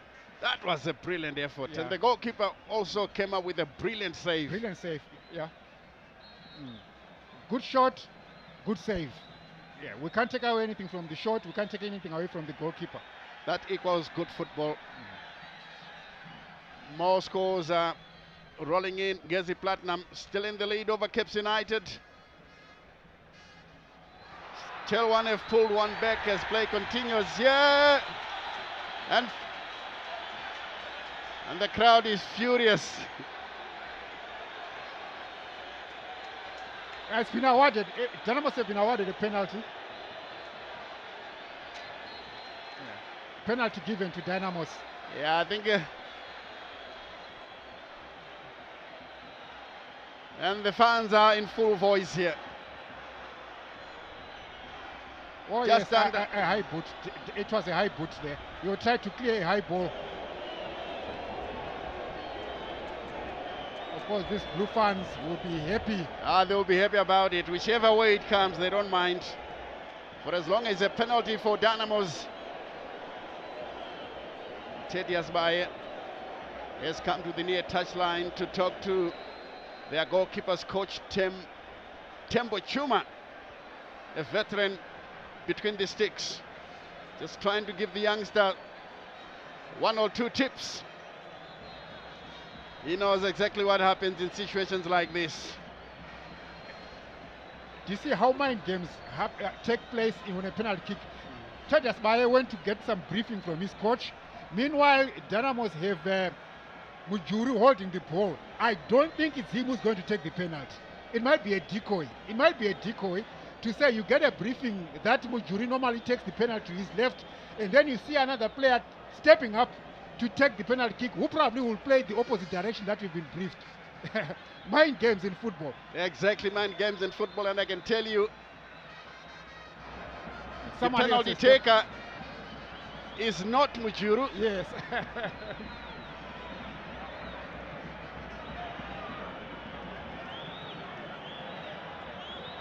Teddy Asbaye watching this one very closely. And the referee is organizing the penalty area. Dynamos are about to take a penalty here at Rufaro Stadium. The deadlock could be broken from the penalty spot. Tigere says, let's go. Here come Dynamos now. And it's 1-0. 1-0 to Dynamos. Jairus Kasondo. Oh, he took it so well. He took it so well. Sending the goalkeeper the wrong way. It's a high pressure penalty and he showed a cool head. Kasondo. He has seen it all. He has seen it all. 32-year-old player, used to play for PAM FC in the Division 1 Northern Region Soccer League.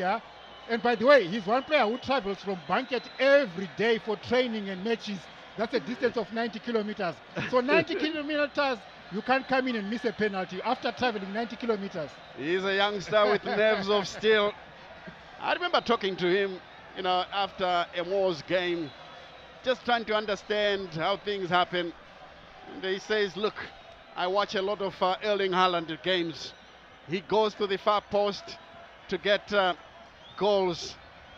And today he has scored for Dimbare to make it 1-0 after 74 minutes. Dynamos lead from the penalty spot. Jairus Kasondo, the goal scorer. Well, you won't be surprised for him to score if he's inspired by Erling Haaland, because all he does is to make sure he's in the right spot in the box and make sure he just finish those balls. Yes. Nyawa, they down. Nyawa, the captain, was put in a good shift this afternoon. Yeah, he really played very well, and in the meantime, Mwors are preparing to make a change. Makumbe is set to come on alongside Murambiwa. The other twin is about to come on. Makumbe.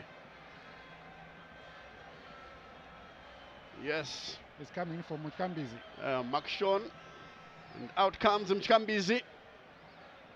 Looks like Lloyd Mtasa is abandoning defensive work and trying to sharpen the strike force. Mkambizi, the man who took responsibility of the middle of the park, and then another one being substituted is Matthew Murambiwa. The twins are swapping positions. Makshon Murambiwa is coming on for his twin brother.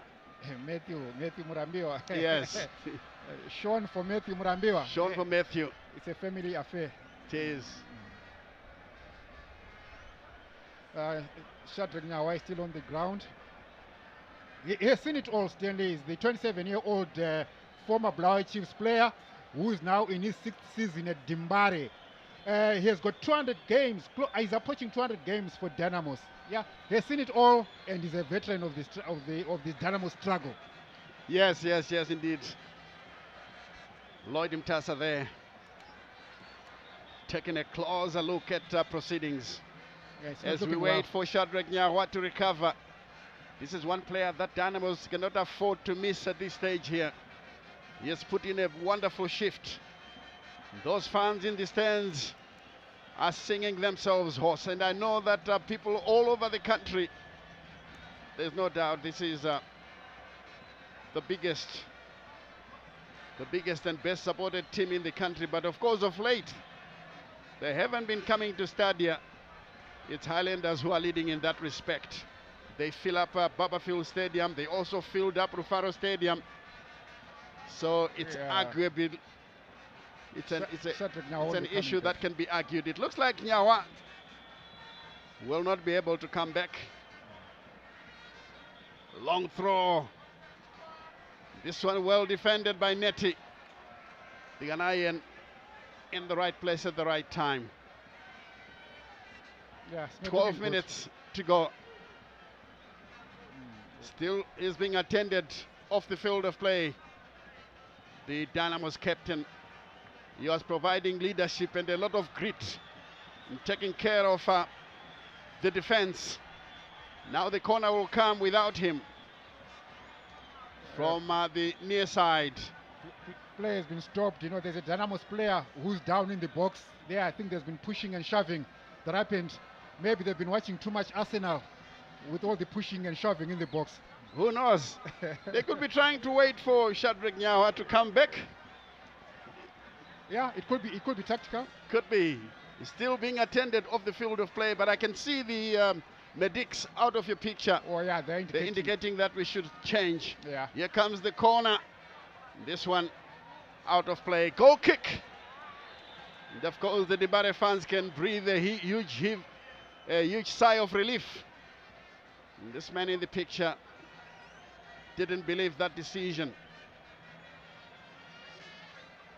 That's the penalty. Coolly taken. Baye was sent the wrong side by Jairus Kasondo. He's become Dynamo's chief scorer.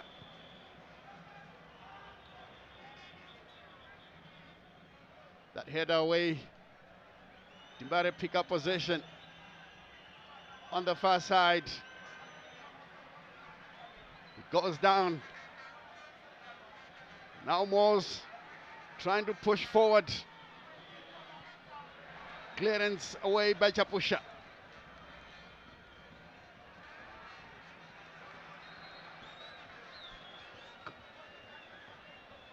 They come over once again, Katsande playing this ball on the near side. And it's taken away by Frank Abiamang, who could easily have gone down but decided to stay on his feet. Abiamang loves having space. Dimbare in possession. Neti, the Ghanaian, past one man. A second, he goes down. The referee says play on, but finally decided to award the free kick. Shadrach Nyawa has been pulled out and is being replaced by Mutasa. And Dynamos now making changes. Shadrach Nyawa replaced by Wisdom Mutasa. Someone with a captain's armband.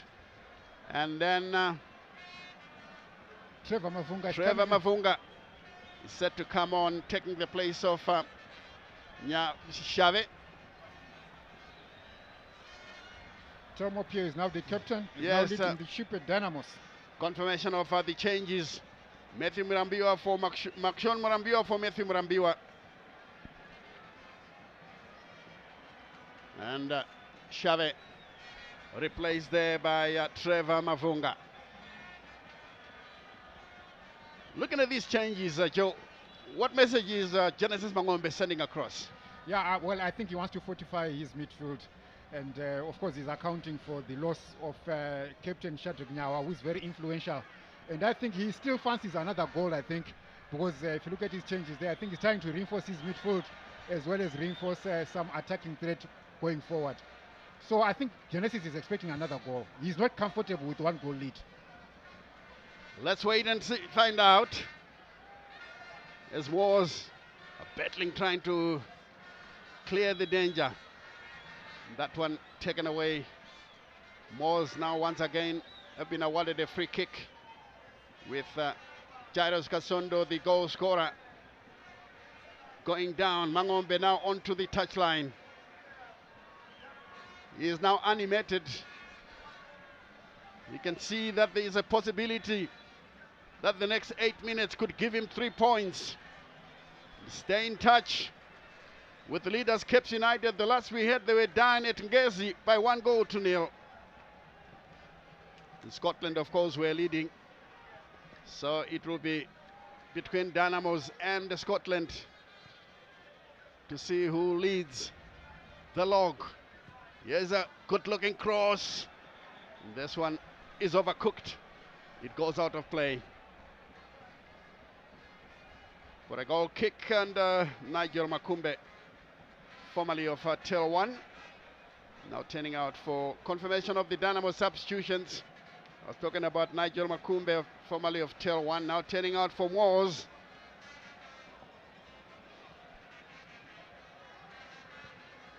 Timbare with a long effort. That one is wasted, out of play. Throw into the Panthers.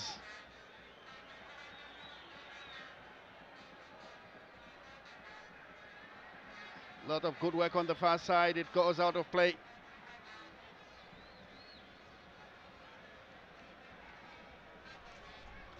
Tatiana Makoni is not feeling comfortable there. Yeah. But yes, he indicated that he's ready to carry on. I don't know how bad his discomfort is. That's a clearance by Timbare. Netty. Can be a very useful shot. This one is guided back to the goalkeeper. Tedious by. Beaten after 74 minutes by Kasondo from the penalty spot. Here they come once again. Mwors. Nyabunza, the captain, turns it in field. This is Veremu. As they go forward, Kongwari. Back again to Makumbe. Taking time. This one runs kindly for Zambezi. Good looking cross, but it's cleared away. Mwors pick up possession once again, and this one rolls into touch. And as you quite rightly said, that the Dynamo's goalkeeper is not feeling comfortable, but in the meantime we are watching the Mwors bench. Yeah. Newton Mtema and company. Yeah. There is Makoni. He's finally gone down to seek attention. He went down and needs attention.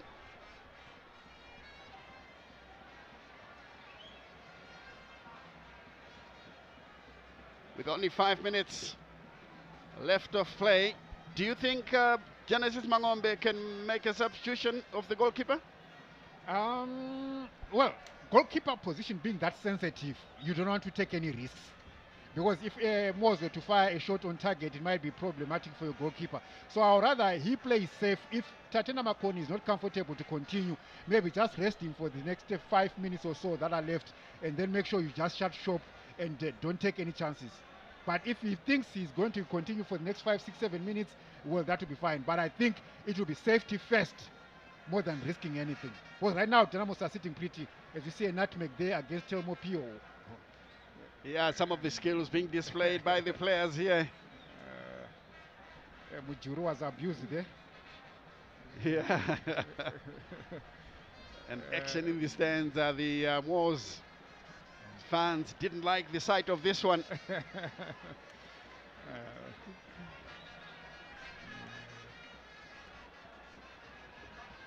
That's the goal that was scored by Jaros Kasondo. After a high boot in the box. It could have been more than one, but I must say, yes, Mwors survived, 2 penalty calls. I think the referee was right in those 2 occasions, but it could have been accepted because he watches everything in real time. So yeah, there are times when they are given, and then other times they are not given. Exactly. So it just depends on what happens on the day. But well, we've seen some penalties like that given, and at some point not given. Yeah, they're borderline. So you have to commend Tigere for doing a fantastic job. 3 minutes to the end here, plus stoppage time. Long throw. Dynamos pick up possession. This one played through. First to arrive is Nyabunze. Prevented from playing the ball back to his goalkeeper. Katsande with a good dummy finds Zambezi. Innocent, who drifts over the halfway line. Innocent Zambezi gives it through to Billy Veremu. And Makoni picks up possession. 2.5 minutes. And Netty is not happy about the physicality of some of the Mwors players. Yeah, but it would be unnecessary. Sending Majuru tumbling. Yeah, it would be unnecessary for Neti to be involved in that instance. Because Billy Veremu, yes, fine, he had a bit of a physical encounter, but at the same time, want to incite an incident or incite the crowd. Because right now, the game, I think, has been carrying on peacefully without any major incidents. Yes, indeed. Here is Agemang. Agemang has got the pace, brings the ball inside the area. Nobody home. Makumbe will pick it up. Plays it to the far side. Mwors are now going forward once again. Stopped in his tracks. Peo has done well to find Agemang. Oh, this could be brilliant. The second goal, is it? No, wonderful goalkeeping there from Tedias Bai. The flag was down. What a pass by Agemang. But what a save from the goalkeeper. What a pass, Agemang. And then even a shot from Jaros Kasondo itself was good. It was on target. He only gave it too much lift. And then the goalkeeper had a chance to save it with one hand. Yes, Kasondo once again. He has been the tormentor in chief. Mutasa. Play on, says the referee. The referee says play on, play on. I think he got it wrong this time. It should have been a free kick. He tried to play advantage. It wasn't realized. But then some of these things do happen. Katande now playing in the middle of the park. Zambezi to Makumbe. Neti brings his opponent down, free kick. The Ghanaian not happy with the decision, but he's not in charge. The man in charge says it should be a free kick.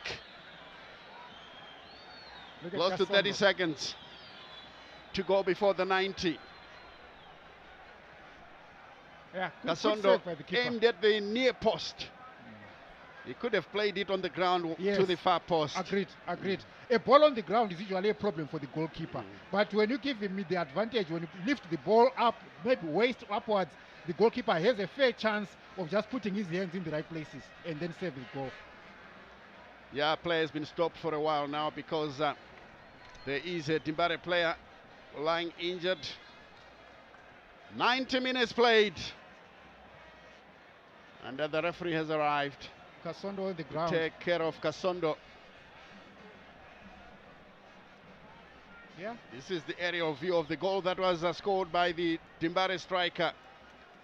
Lloyd Mtasa still bellowing instructions on the touchline.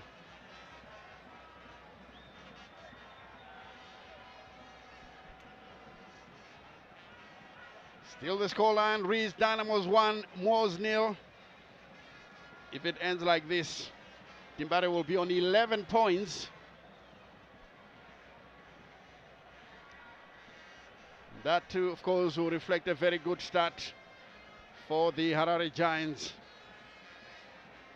Kasondo being ferried off the field of play. Meanwhile, ZPC Kariba have equalized against FC Hunters. So it's now FC Hunters 1 and ZPC Kariba 1. They've equalized. Yeah. And Hard Rock are now leading 3-1 to over Rentals. Yeah. That's turning out to be a massacre at Chawanda Stadium. Caps United still down. Itengezi. And here it's 1-0. Yeah. Dynamos. Rentals, the students being given a free lesson on the rocks by Hard Rock in Kwekwe.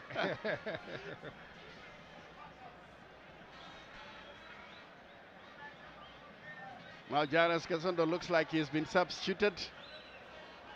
5 minutes added of stoppage time. We're nearing 2 minutes of the stoppage time. Free kick by Makumbe. Good block. And he lays it in field. Nyabunza, the captain, pokes it forward. Well, to nobody. It's picked up by the goalkeeper. Sure, he's been watching a lot of Elvis Chipezeze. By the way, we should congratulate the Warriors for winning the trophy. Oh, yes. The Four Nations trophy. Yes. And confirmation of the substitution.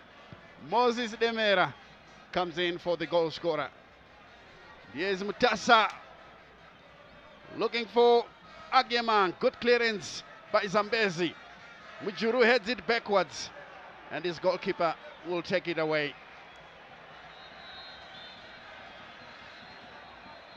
Tatenda Makoni will clip it through. That's a long searching one. Halfway through the 5 minutes that have been allotted.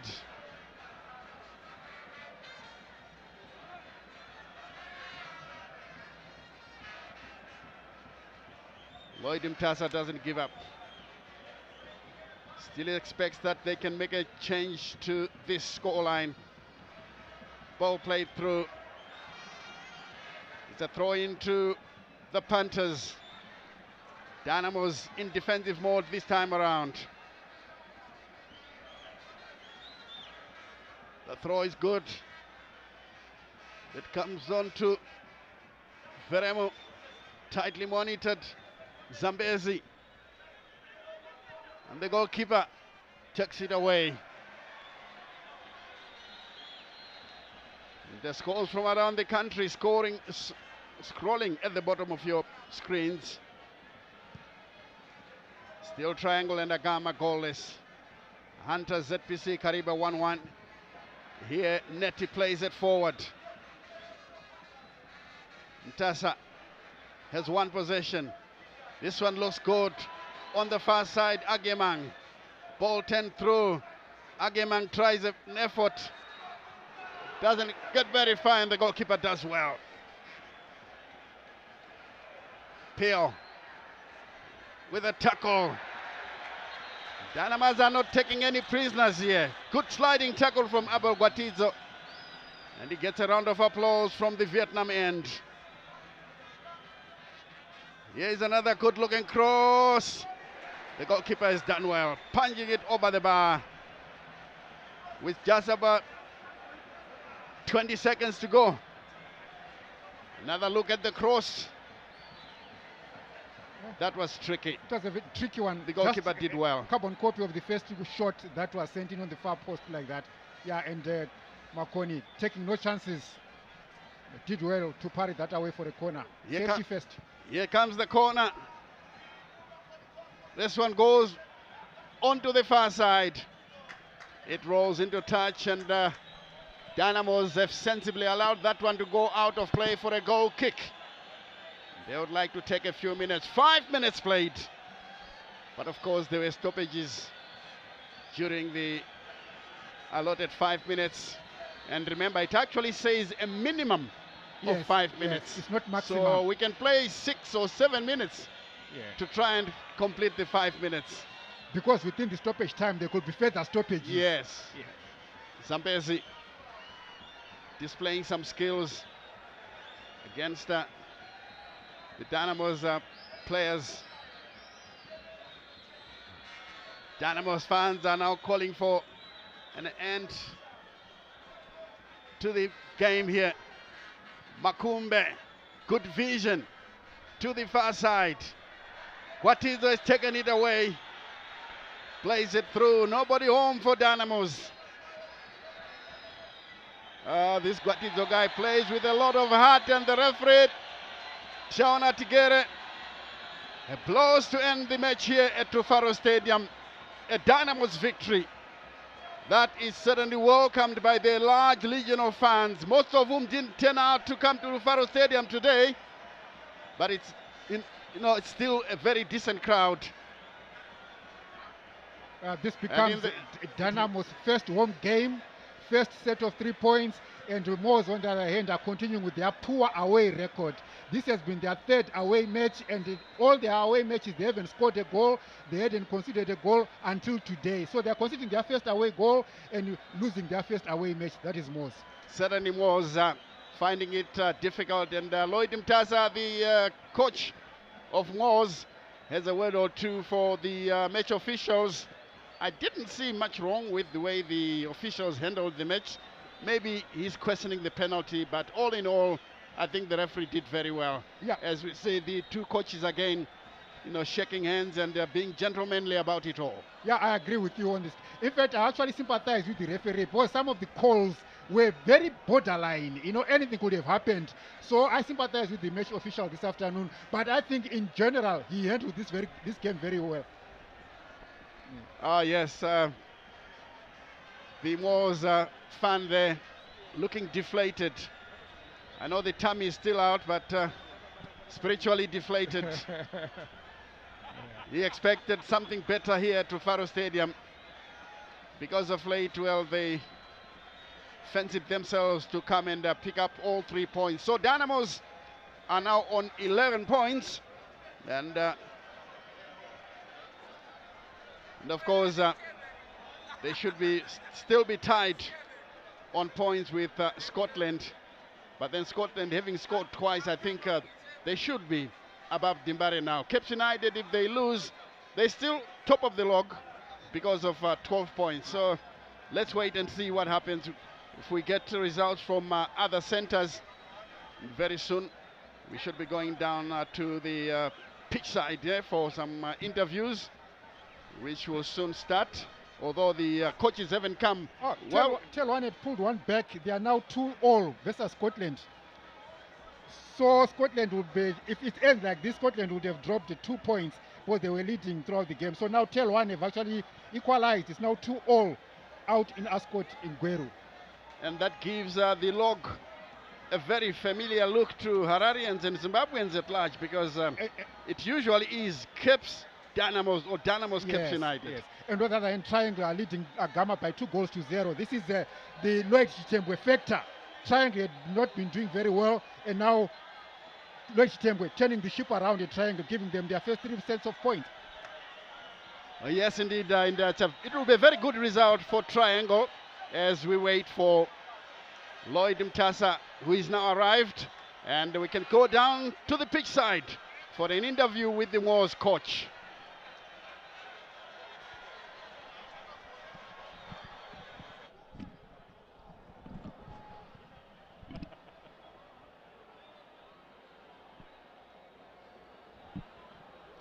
So match day 5 here in Rufaro Stadium ends in a victory for the home team. Now we want to get the post-match assessments, and we start off with the visiting team manager Lloyd Mtasa. Coach, frustrating afternoon here at Rufaro Stadium. Your overall assessment of the game? Yeah, I think it's a game that we never created much chances, and if you cannot create, if you cannot have some attempts at goal, you cannot win games. And then your star striker coming off with an injury. How detrimental is the injury, and how did it affect the result of the game? Yeah, we yet to know we yet to know how detrimental it is, but obviously we wanted him to be in the game. But like any other match, you expect the unexpected always happen, and you need to move on. And then you're coming back to be playing in about 4 days' time. What are your lessons coming up from this match with Dynamos?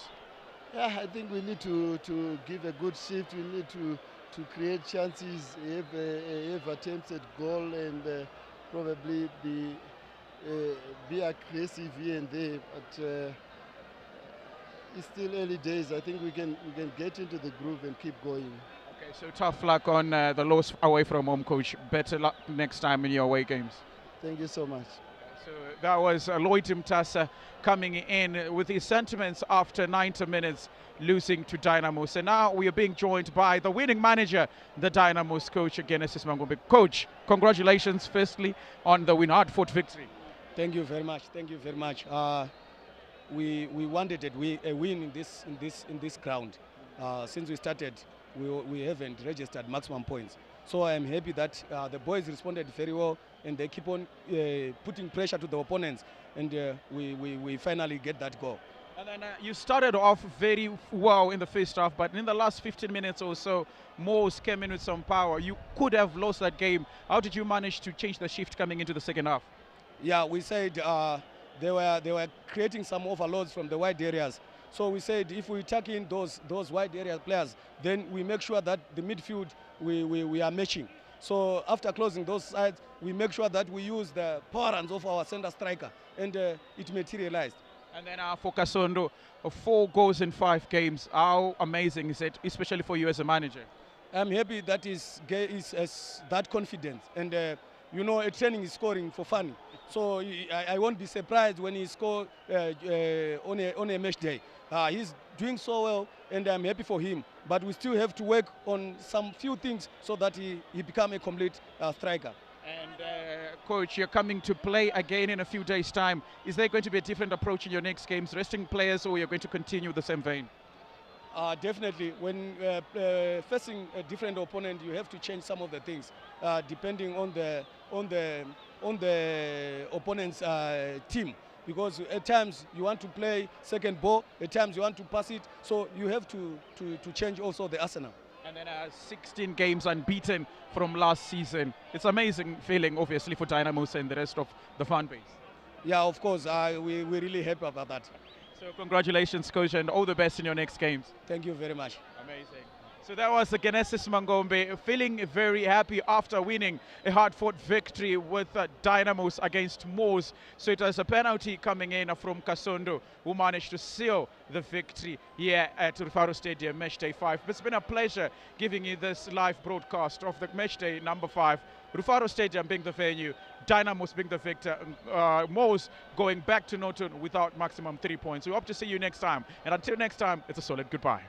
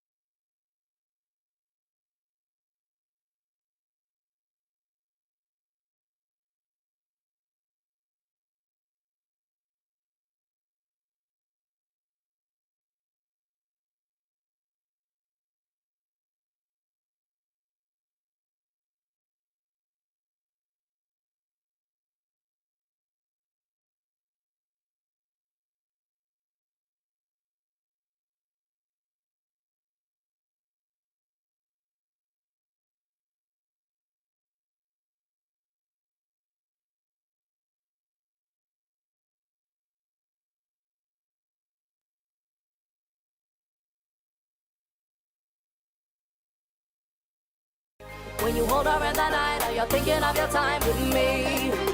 On the sly, you calling my line. On the sly, you want my FaceTime.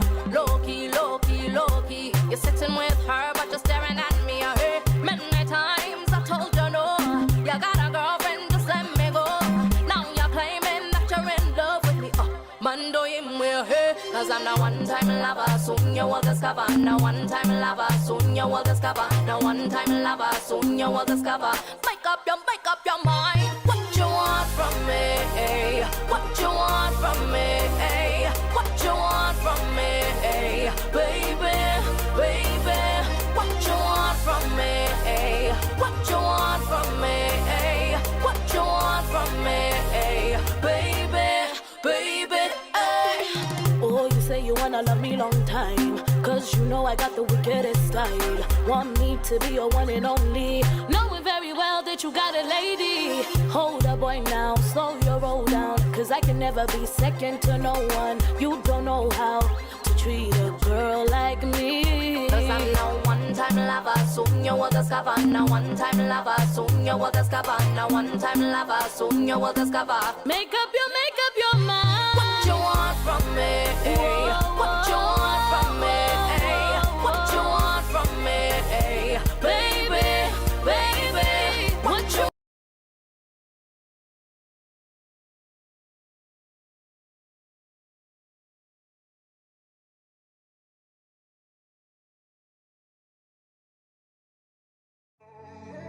Set love nyaya ndakugara ndichingoti haya Baby ndikuri budamai ndichingori umunya ndichingori shy patakasangana takasongesana ndisina kudanana naye naiti zvimwe tichadanana kana mangwanaya hatina kuzoonana again andina zombomona futi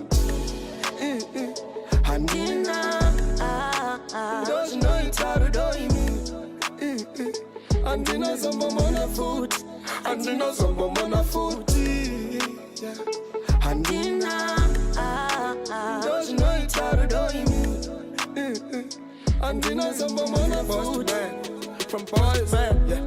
Zvaserera saka ndakuchikudzai now zvandakaitirwa neshoko festival 2017 pavakandendesa kusenegal first time kukwira ndege zvakanaka ndozvidawo ndikati nhasi ndezveduo ndiniwo nhasi ndiriwe ndege inini gons wemabhasi ndege yakasimuka ndikagara mufirst class nchitofascinatwa nekuona makore ari pasi ndege yakazomirira muaddis ababa zvichinzi takuconnecta maflights ndabvunza chikanzi endai muno mirira apapa around 8 p.m. at night ndikaona mwana musikana akanaka yeye angasiri right tikatumanisa maziso takatarisa chiso achitosekerera pandanogara paside ndikati I used to have a plane when I was young tight she was so friendly pandakabvunza zita akati I'm Rita I'm from Eritrea tikatanga kuirirana zvandisati ndamboita ndikati I'm demo nafara kumumita she started laughing hanzi boy you so fun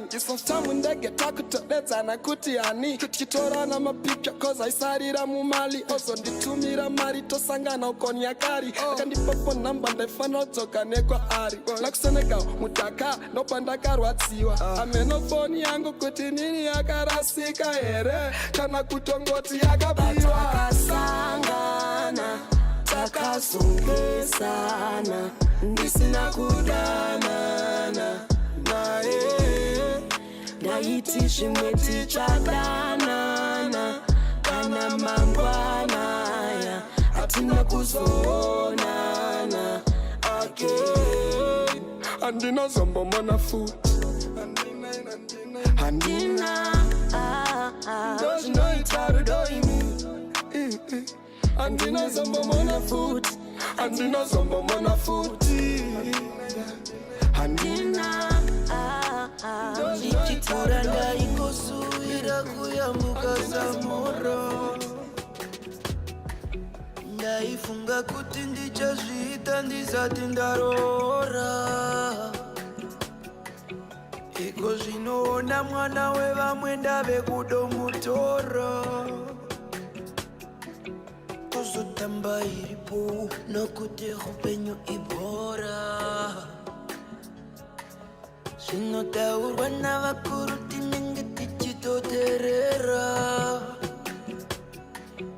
hanzi kubudirira hakude chikorakora mwanangu ukakurira chokwadi unokuvaro ngatisazongotambe iripo upenyu hahusi bora Samora tichadokunda kuyambuka Samora mashero Samora mashero andiremera Samora mashero Samora mashero andiremera Samora mashero Samora mashero andiremera Samora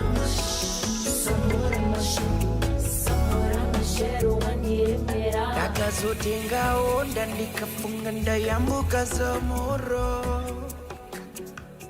ndakawana iri njanje zvikanzi panodiwa chitima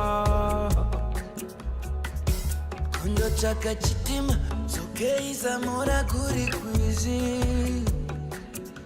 zvikanzi dzoka mwana aiwa panodiwa chikepe takaita mibatanidzwa sokei nechikepe wanike wavemo kwako zvakare ndopaunoona kuti chokutanga kufema ndakazodzoka kuona masanga ndakajuma samora iri zhira semunjoma akabva aita mukwidzo ndakaona-ona kudzoka nendeshure matero chakanishamisa moyo wangu wakadzoka unorugare mumwoyo ndava kunzwisisa kuti tisuve chidoko tiri kudiwa kuti tibate basa nyasi kwazamora kuite miri kwazamora